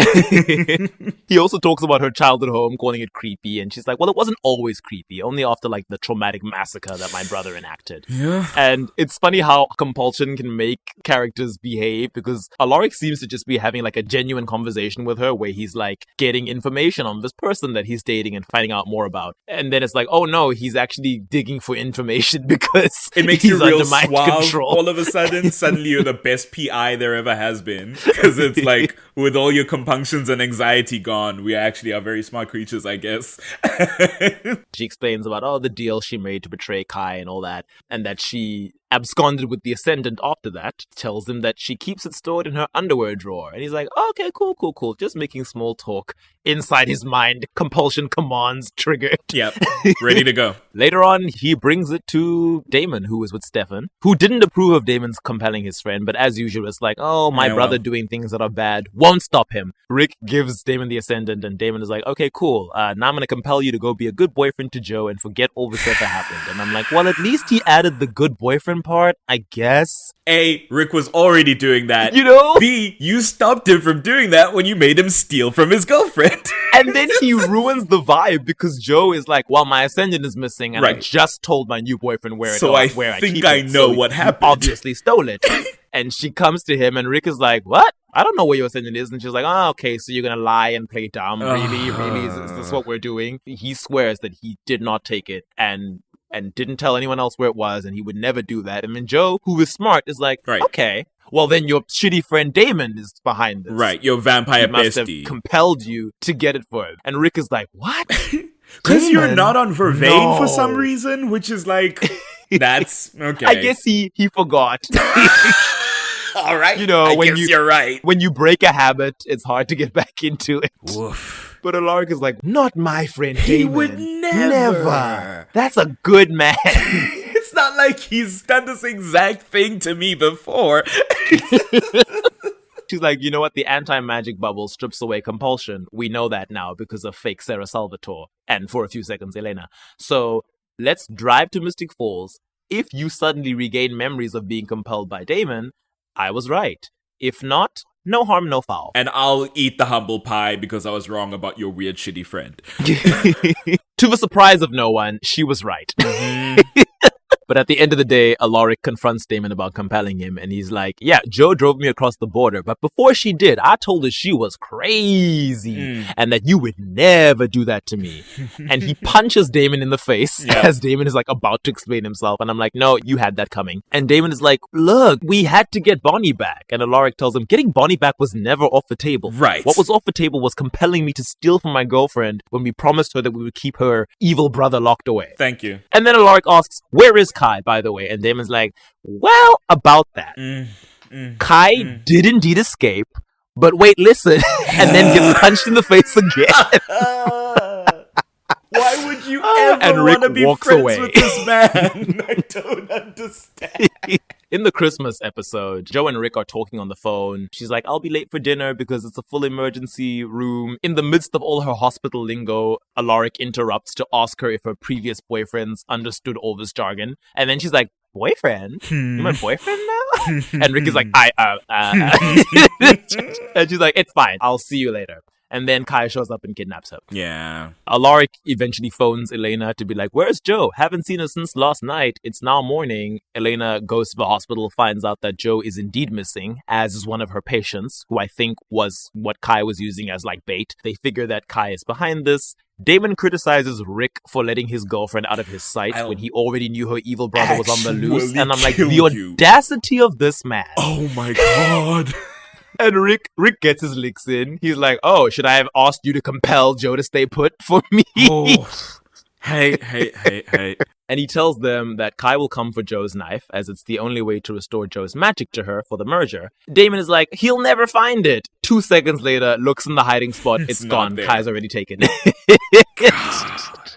What a nightmare. You know what I would have loved? If Damon had hidden the magic knife in, like, the knife drawer right, of the kitchen, in the kitchen just drawer. to be like, rule of 3. So stupid. Rick and Damon go off to save Joe. Rick is still very pissed at Damon, and Damon admits that he made an irrational decision because he has control issues. And I was like, oh, wow, look at you. So you actually know what's wrong with you, Damon. All right. I don't know if that's better or worse. Yeah. But Alaric does not warm up to Damon's glib demeanor. And eventually Damon genuinely apologizes. But Alaric is unreceptive. They go to get Kai and Damon fights him. Rick pulls a gun on Kai and is prepared to kill him. But then Joe appears and stops him. And she's like, no. I want to spare Lucas and Olivia from doing the merge. I think that if I just practice and train and do a quick like magic boot camp, I can beat Kai and, save my coven, but also save my 2 younger siblings from having to like one of them sacrifice and the other one is the reason for it. Damon's like, don't have any faith in you. There's no way you can beat Kai. Rick, kill him immediately. Alaric chooses to honor Joe's wishes and simply knocks Kai out. I love that moment where he pulls the gun on Kai and it's just like, we're going to end this now. No supernatural bullshit. Rick doesn't usually use guns. Oh my God, he doesn't. It's always some kind of a rifle with a stake in it, a crossbow, something that's wooden. But for this human witch man guy, he just said, I have a gun, bitch. What are you going to say to that? Puts it right on his temple. It's such an escalation of Rick where it's just like, this is my 3rd time around. I'm not messing around. My 3rd time around. I don't have time to mess around anymore. This shit is crazy. Later on, Rick tells Joe that they will lock Kai up until Joe is ready to do the merger. He's talking about all this supernatural witchy woo, and Joe is like, I've dated doctors, lawyers, artist types, but none of my previous boyfriends would have understood all this. And it's like, oh, that's why you guys are so perfect for each other, because you very much are trying to exist in the normal world and you keep getting pulled back into this supernatural world that you've left. But because of that experience, you understand it a lot. Yeah. That's something that comes back in Rick's wedding vows, of all places. Oh. Later on, Damon and Rick argue about Damon's desire to kill Kai and his guilt over Bonnie and how that's the reason why he's pushing this so hard, because it's like, well, you feel shitty that you left her behind and then lied about her being there, and now you're making it our problem. Like, why do we have to deal with that? Reflect. And then Kai magically absorbs the entirety of the Traveler's while he's busy yapping. While Damon's yapping, Kai's doing shit. He attacks Rick first, like flinging him against the tree, and then when Damon tries to engage him, he just cloaks himself and vanishes. Finish. And Damon goes to help Rick, and Rick is still like, I'm like mad at you, I don't want to take your hand. And then Damon's like, just take my hand, Rick. And then he relents and lets Damon help him up. But he does wonder why Kai didn't kill Damon. And I'm like, oh, Alaric. Yeah. Don't threaten me with a good time. Imagine. God, to have plot armor. The next episode, he doesn't do much. He's basically just there to support Jo when she's doing her witchcraft boot camp. And we love that. At the end of the day, Damon tells Alaric, dude, I've seen Jo in action. She went to help me save Elena.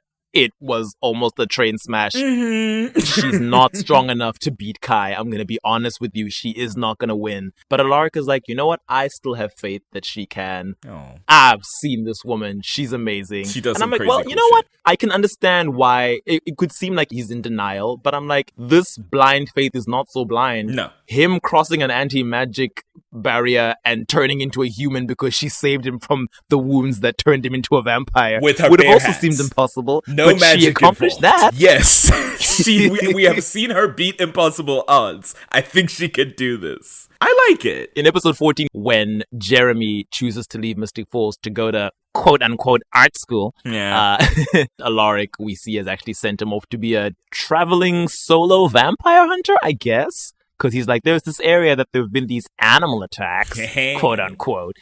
Go check it out. And I'm like, I assume when Jeremy's done with that, you want him to go to like the next place and the next place. I don't know. Maybe he'll be texting him deets. Alaric advises Jeremy to produce some actual art every now and then and keep up the rules because Elena will kill them both if she finds out that this is one big lie. Yeah, I assume he just keeps sending him leads, yeah. Jeremy says, Elena will be fine as long as she thinks that he's safe. And Rick adds, and happy. And I'm like, I like that. One of the reasons Rick saw a lot of himself in Jeremy is because for a while, Jeremy was also like waffling, depressed and directionless. And now he's like, you know, don't end up like me. Go out and be a well-adjusted vampire hunter. Yeah, God, what a concept, right? In episode 15, the main plot is Liz's funeral. Jo and Rick aren't part of that because even though she wants to go, that's when she's like sick. And she's like, oh, I've got food poisoning. Don't look at me, Rick. It's too early in the relationship for you to see me vomiting. And I'm like, is that because you think vomit is gross? Or because you just don't want him to see you in a state where it's like, I'm weak right now. I'm not brilliant. I'm not an award-winning surgeon. There's a thing with relationships about bodily functions, and you need to be a certain amount of time in before we acknowledge that that's a thing the other person does. Like, I don't need you to know that I can fart. I need you to pretend that I am completely transcendent divine being who is not subject to such gross things like vomit. Absolutely not. Rick is blaming himself because he thinks it's the Thai food that he bought her the previous night that made her sick.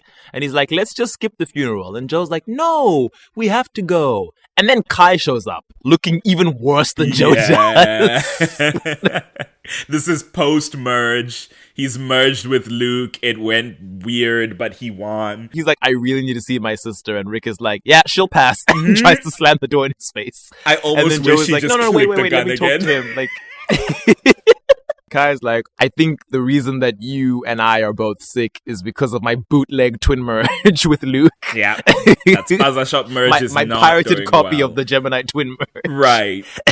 He tells her that he's dying and his death will result in the deaths of everyone in the Gemini Coven, including Jo herself and Liv and their dad Joshua. So she needs to fix him. Jo examines him and she's first trying to look for like a proper medical explanation, but there isn't one. She jokes that, are you pregnant? Among the questions she's asking him. And it's like, I see what you did there, writers. He also asks why Alaric is there. He's like, this is kind of private. Does your baby boo need to be here?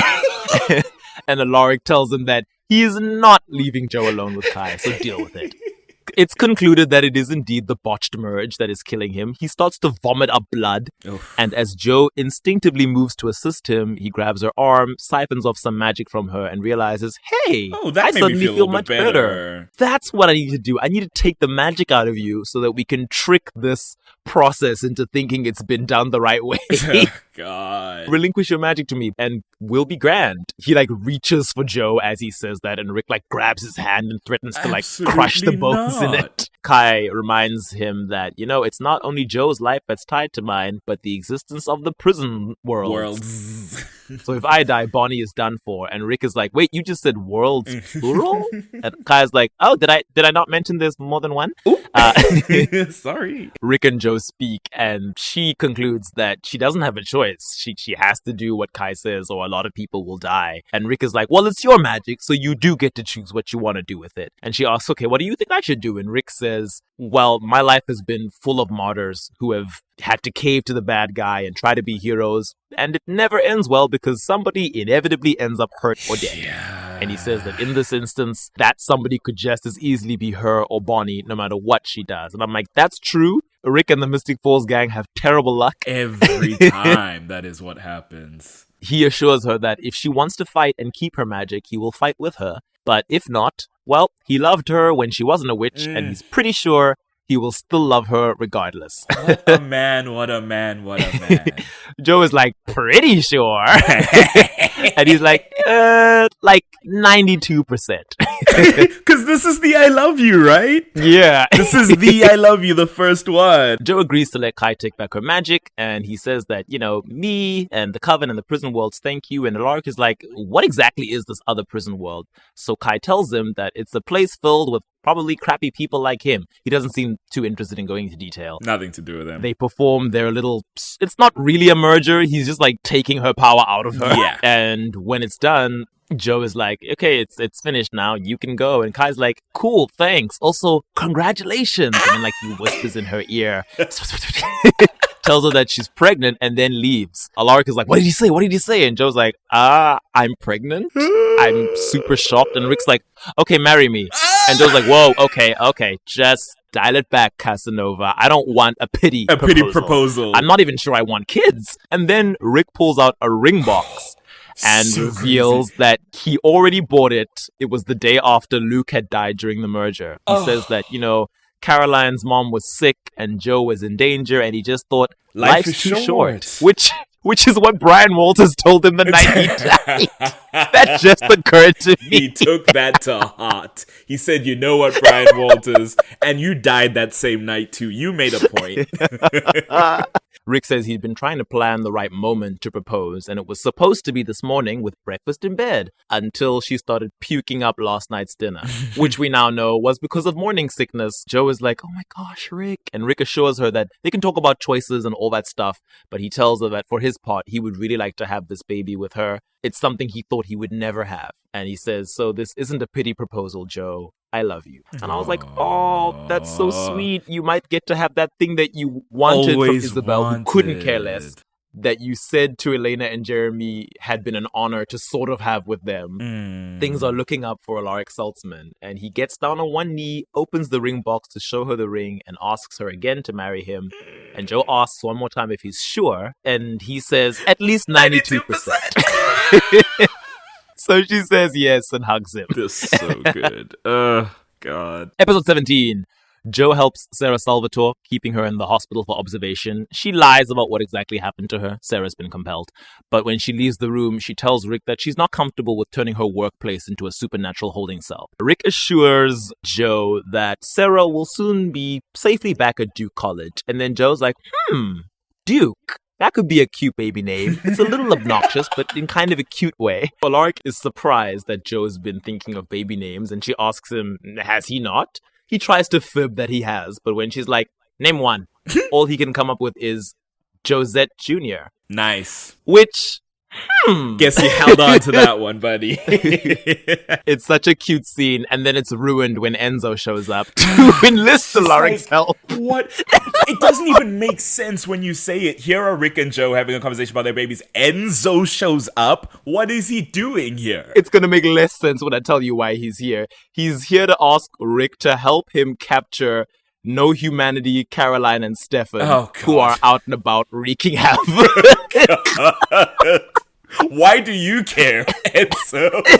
Why are you in this town? Alaric reminds Enzo that, I'm human again. It's dangerous for me to go up against two vampires with no remorse. Right. And then Enzo starts this weird, emasculating, mocking thing where he's, telling Alaric, oh, you suddenly developed a sense of self-preservation because your girlfriend's got a bun in the oven. And I was like, well, yes? Is Well, that yes. a bad thing? That is a thing a lot of expecting parents do. You wouldn't get that, Enzo, because I guess you're like a cavalier. I don't care about anybody. Nobody loves me. That's a shame. I'm expecting a child. You wouldn't get that because the only woman you ever loved already had kids and one of them was your best friend and you're weird. You know, you don't get how these things work. That is exactly what you do when you're expecting a child. And Rick says he'd like his kids to grow up with a father. Right. And then Enzo just continues. He's like, yeah, their father would be a coward. Would be too scared to like catch fish or go hunting with them. And I'm like, all right, Enzo, please stop. So stupid. Unfortunately, I am very disappointed to say It works. the emasculation tactic works, and Alaric agrees to help. He's like, I'll get my weapons from my apartment. And I'm like, Rick, weird, because I Rick has expected never more from cared you. about that. So yeah, Alaric and Enzo work together. I don't know if we ever see this pair together ever again. Rick finds Enzo annoying and wonders how Damon spent 5 years in a cell with him and didn't kill himself.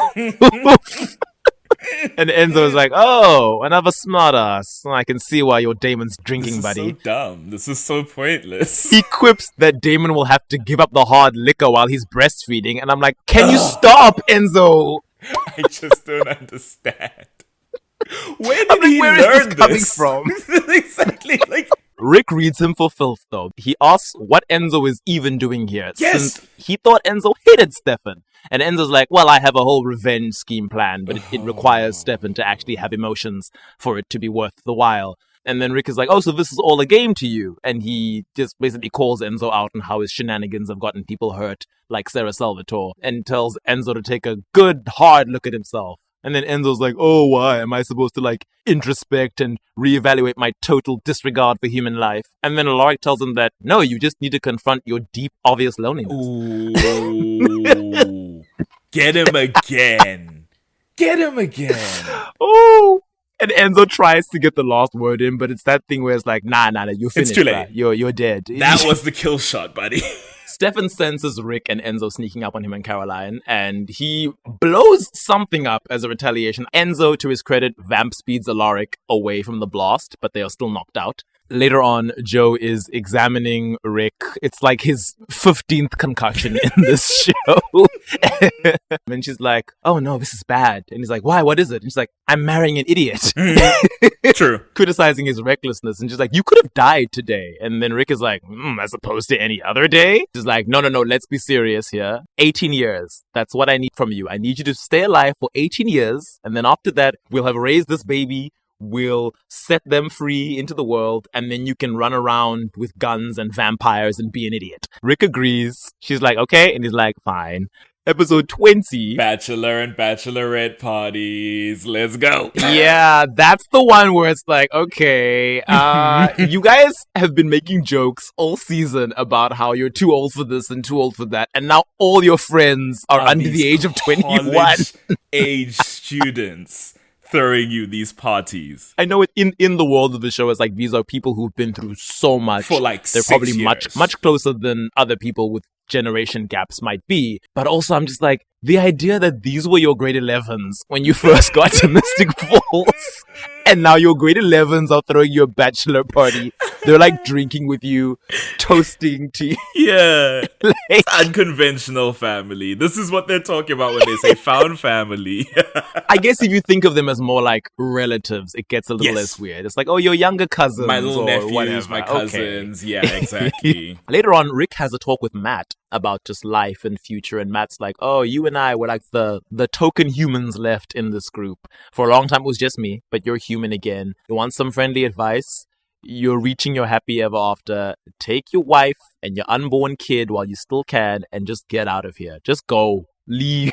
Honestly, Don't stick around. This place is a mess. brilliant advice. This is the episode in which Lily Salvatore reveals to Joe that she's pregnant with twins. So later on, Joe tells Rick about the babies and that they are plural. And he's like, oh, the more the merrier. And Joe's like, no, my family will want to force Yeah. these children to do a Gemini twin These are merge one day. Gemini twins. I can't raise children knowing that one day I'm going to have to watch as one of them kills the other. And Rick is like, no, that will not happen because you know what? After the wedding, you and I are going to disappear. There we go. So he takes Matt's advice. Honestly, should have eloped.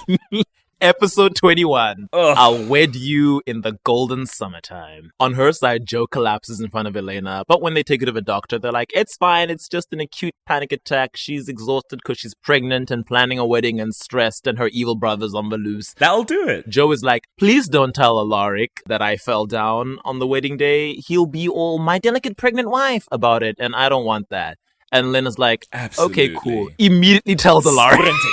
Sprinting. Don't tell Joe I brought you here. Her loyalties are right. You know what? Fair. Just like, secrets and lies in this group have always been our undoing. Also, this is your wife, and I think you do deserve to know if anything is up. Elena and Rick discuss how good it feels to be human, because by this point, Elena has taken the cure. And Alaric's like, yeah, I concur. You feel this way because life has purpose when it is finite, which is often something that is echoed in this show. It's like a lot of these immortal characters are like, my life became meaningless because there was no end. Yeah. Morality means nothing. Human life is immaterial. How I wish I was human again. Even Klaus, when he's talking about that little hummingbird. Right. Exploding in Caroline. Hummingbird metaphor where you now have to look at him as like a broken soul. It's like, all right. But it's true. It's like when your life is forever, and especially for the originals who can't die, they can't even be killed necessarily. It's like, damn, it's just gonna be this forever. It must be so easy to be desensitized. Rick says it is pretty much the greatest feeling in the whole world. And I'm like, oh, look at you two loving being human. Could never be me. But I understand that for these two characters, makes total sense. And unlike Elena, Alaric didn't flip-flop. This man never wanted to be vampire to be a vampire. Never really liked vampires. Later on, Alaric and Joe speak on the phone before their wedding. He's already at the venue and he notes how many Gemini members are in attendance. He's like, whoa, your whole family turned up, including your shitty dad. Your shitty dad came to our wedding. That's actually kind of sweet, you know? Off-screen Kai going, yes, everything is unfolding perfectly. At the wedding, Alaric and Joe stand at the altar and he gives his beautiful wedding vows. He says that neither of them should be here because they have spent their entire lives dodging fate and beating the odds. But it is because of that they got to meet each other. And he is so grateful to have met her, the most beautiful, intelligent, intimidating woman in his life. And he says that she inspires him and she has shown him that happiness is actually something that he can have in his life. And it's like, oh, beautiful. That's Josette, gorgeous. your turn. She's like, whew, that's a tough act to follow. Okay, my turn. As she's about to say her vows, Kai, still invisible, stabs her with the precision of someone who's like, I want these fetuses to be dead as well. Guts his sister, murders her and his unborn, we'll later learn, nieces, attacks the Gemini Coven, and decides he's gonna kill them all. Yeah, a lot of other stuff happens to do with Kai, but in this moment we're focusing on Rick, and it's like, oh, Rick, you were almost there, my sweetie. The closest he's gotten. And for Kai, and I mean, it's Kai, right? So Kai doesn't care, not in the same way that everyone else would care. But to be fair, a lot of characters in this world would do that. But like, to stab his own, not just sister, twin sister, kill their babies. There's this moment when they're doing the second Spaza shot merge, when she's giving him her magic. And she's holding his cheeks and like his jaw. And it's this very delicate, like sweet gesture. And then seeing that, I was like, God, it's so weird, this dynamic that like after all he's done to her and after how dysfunctional and weird their family is, that act felt so caring and was the act of like a sister, an older sister being like, my stupid brother. Even like when he's going back and forth with it with Rick, it's like, ugh, my stupid brother-in-law, this burnout who's on our couch. It was, for a second, there was a sense of normal, of like, I can kind of see what's happening here. And after that moment where she's like, I'll give you this so you and everyone else doesn't die. And he comes at the end of the show to just kill her. No hesitation, no remorse, no sense of whatever, because the moment he's done it, what he's focused on is the theatrics of, oops, did I do that? Staring at the Geminis all at the wedding. Modus, let me kill you all one time too. It's just like, damn, bitch. Your sister loved you still after everything. Joe, man, I love that woman. It's so devastating. God, I'm tearing up a little bit now, actually. This is so stupid. I honestly didn't think, after how badly the Jenna thing hit, Yeah. I didn't think anything would ever feel worse. And I was like, oh, this was so much worse. Yeah. And not just because there were babies on the way, but also Right. because it felt safe. Like the Jenna thing was always like awkward and stilted, and it's like there were a lot of lies, and we knew there was a lot to deal with. Joe, it was like, we're at the finish line. Happily Ever After is on the horizon, and then no, horror. Yeah. I've mentioned before, I think, the trope is called the Cartwright curse. I assume it's named after a character whose name or surname was Cartwright. I think it's usually a man, but not necessarily. But when a character is just often losing love interests to death, like, it's another way in which I've said Jeremy and Rick are similar, because Jeremy, it was Vicky, and then it was Anna, Yeah. and then it was Bonnie, and then it was Barney, and then it was Yeah, Barney. then it was Bonnie. And then with Rick, it was like Isabel, sort of. And then Jenna. And then it was like, thankfully... Meredith almost bit it. Yeah, Meredith almost, but she gets away. But then he dies. And then he comes back and she's moved on and he finds a new relationship. And it's like, okay, we're Is this the here. one? It took a lot.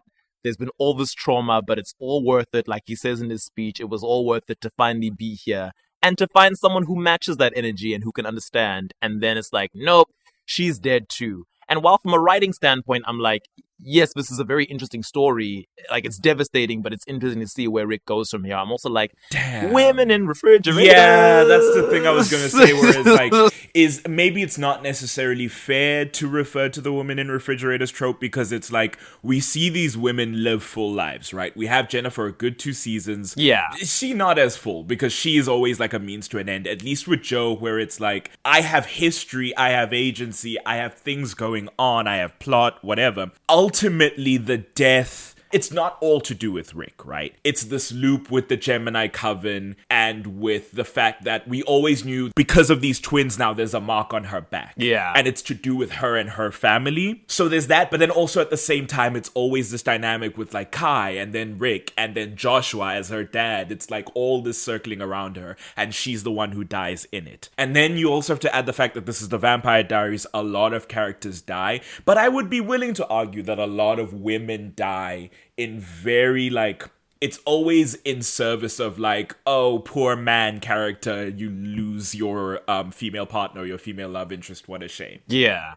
Jenna, Vicky, Anna, Rose, now Joe, Bonnie, always Bonnie. After some time. I suppose I could say that Jenna's death also really affects Jeremy and Elena. And who are Elena, her family right. members. That one at least is less to do with Rick, but at the same time, it's like, damn, y'all scared to kill her. Yeah, it started to feel like, yeah, whenever there's a female character dating Rick, the plot might just decide she needs to die to like further his storyline. But yes, like you said, Joe is a fleshed out character. She is her own person. She isn't just the girlfriend. Right. It was still I think It's still one of the devastating. reasons it was like, oh, is because I think it was around the same time that I was catching up on Game of Thrones, which was like a world sensation at that point, but that I hadn't started watching when everyone else started watching it. So when you get to the Red Wedding, spoilers for people watching Game of Thrones, Season 3. it's like another pregnant character being killed, brutally, stabbed several times in her pregnant belly. Like someone wanted to make sure that the unborn child in her was definitely dead, and it's just so gruesome and like But I mean, Kai is evil. He's meant to be evil. It's so rough. The next episode, he doesn't do a lot beyond just like sobbing over her. And then Kai is like taunting him the whole time. And at some point, he pulls a gun and shoots at Kai. But Kai has magic. And also he's a vampire now because he turned himself into a heretic. That's not going to do anything to him. And Rick turns the gun on himself. Lowest point. And he shoots it. But because that was the last bullet, he's still alive. And that just... Oh! It is such a low for this man who's had a lot of lows. It's devastating. He's died before, and he's just like, you know what, I give up at this point. I know Jeremy and Elena will be devastated, but I just... What else can you do at this point, right?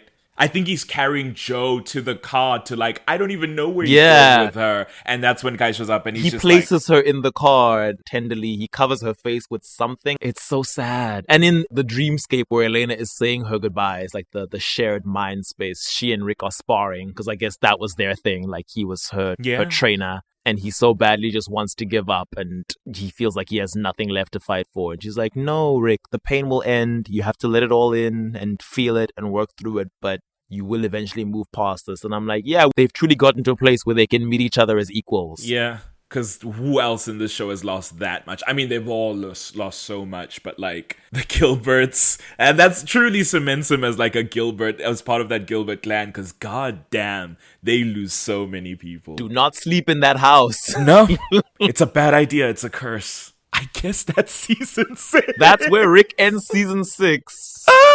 Devastatingly low point.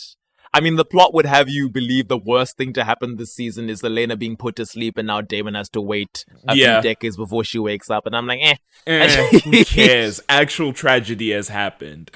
On that low note. On that low note. Thank you for listening. If you're still with us, we apologize for all the heartache. I tried to slip in some trigger warnings where I felt like they were really necessary, but Alaric is a character who goes through a lot in a story in which people go through a lot. And we're not done yet. We put content warnings in all these episodes, so just as a rule of thumb, make sure you check those before you go into one. But if you have any questions or thoughts, you can mail us at animalattackpod@gmail.com. You can tweet us at animattackpod. That's at ANIM attackpod. You'll find our link tree in the bio, which has all of our online stuff. Until next time, I guess that's it. Thanks for listening. Bye-bye. Cheers.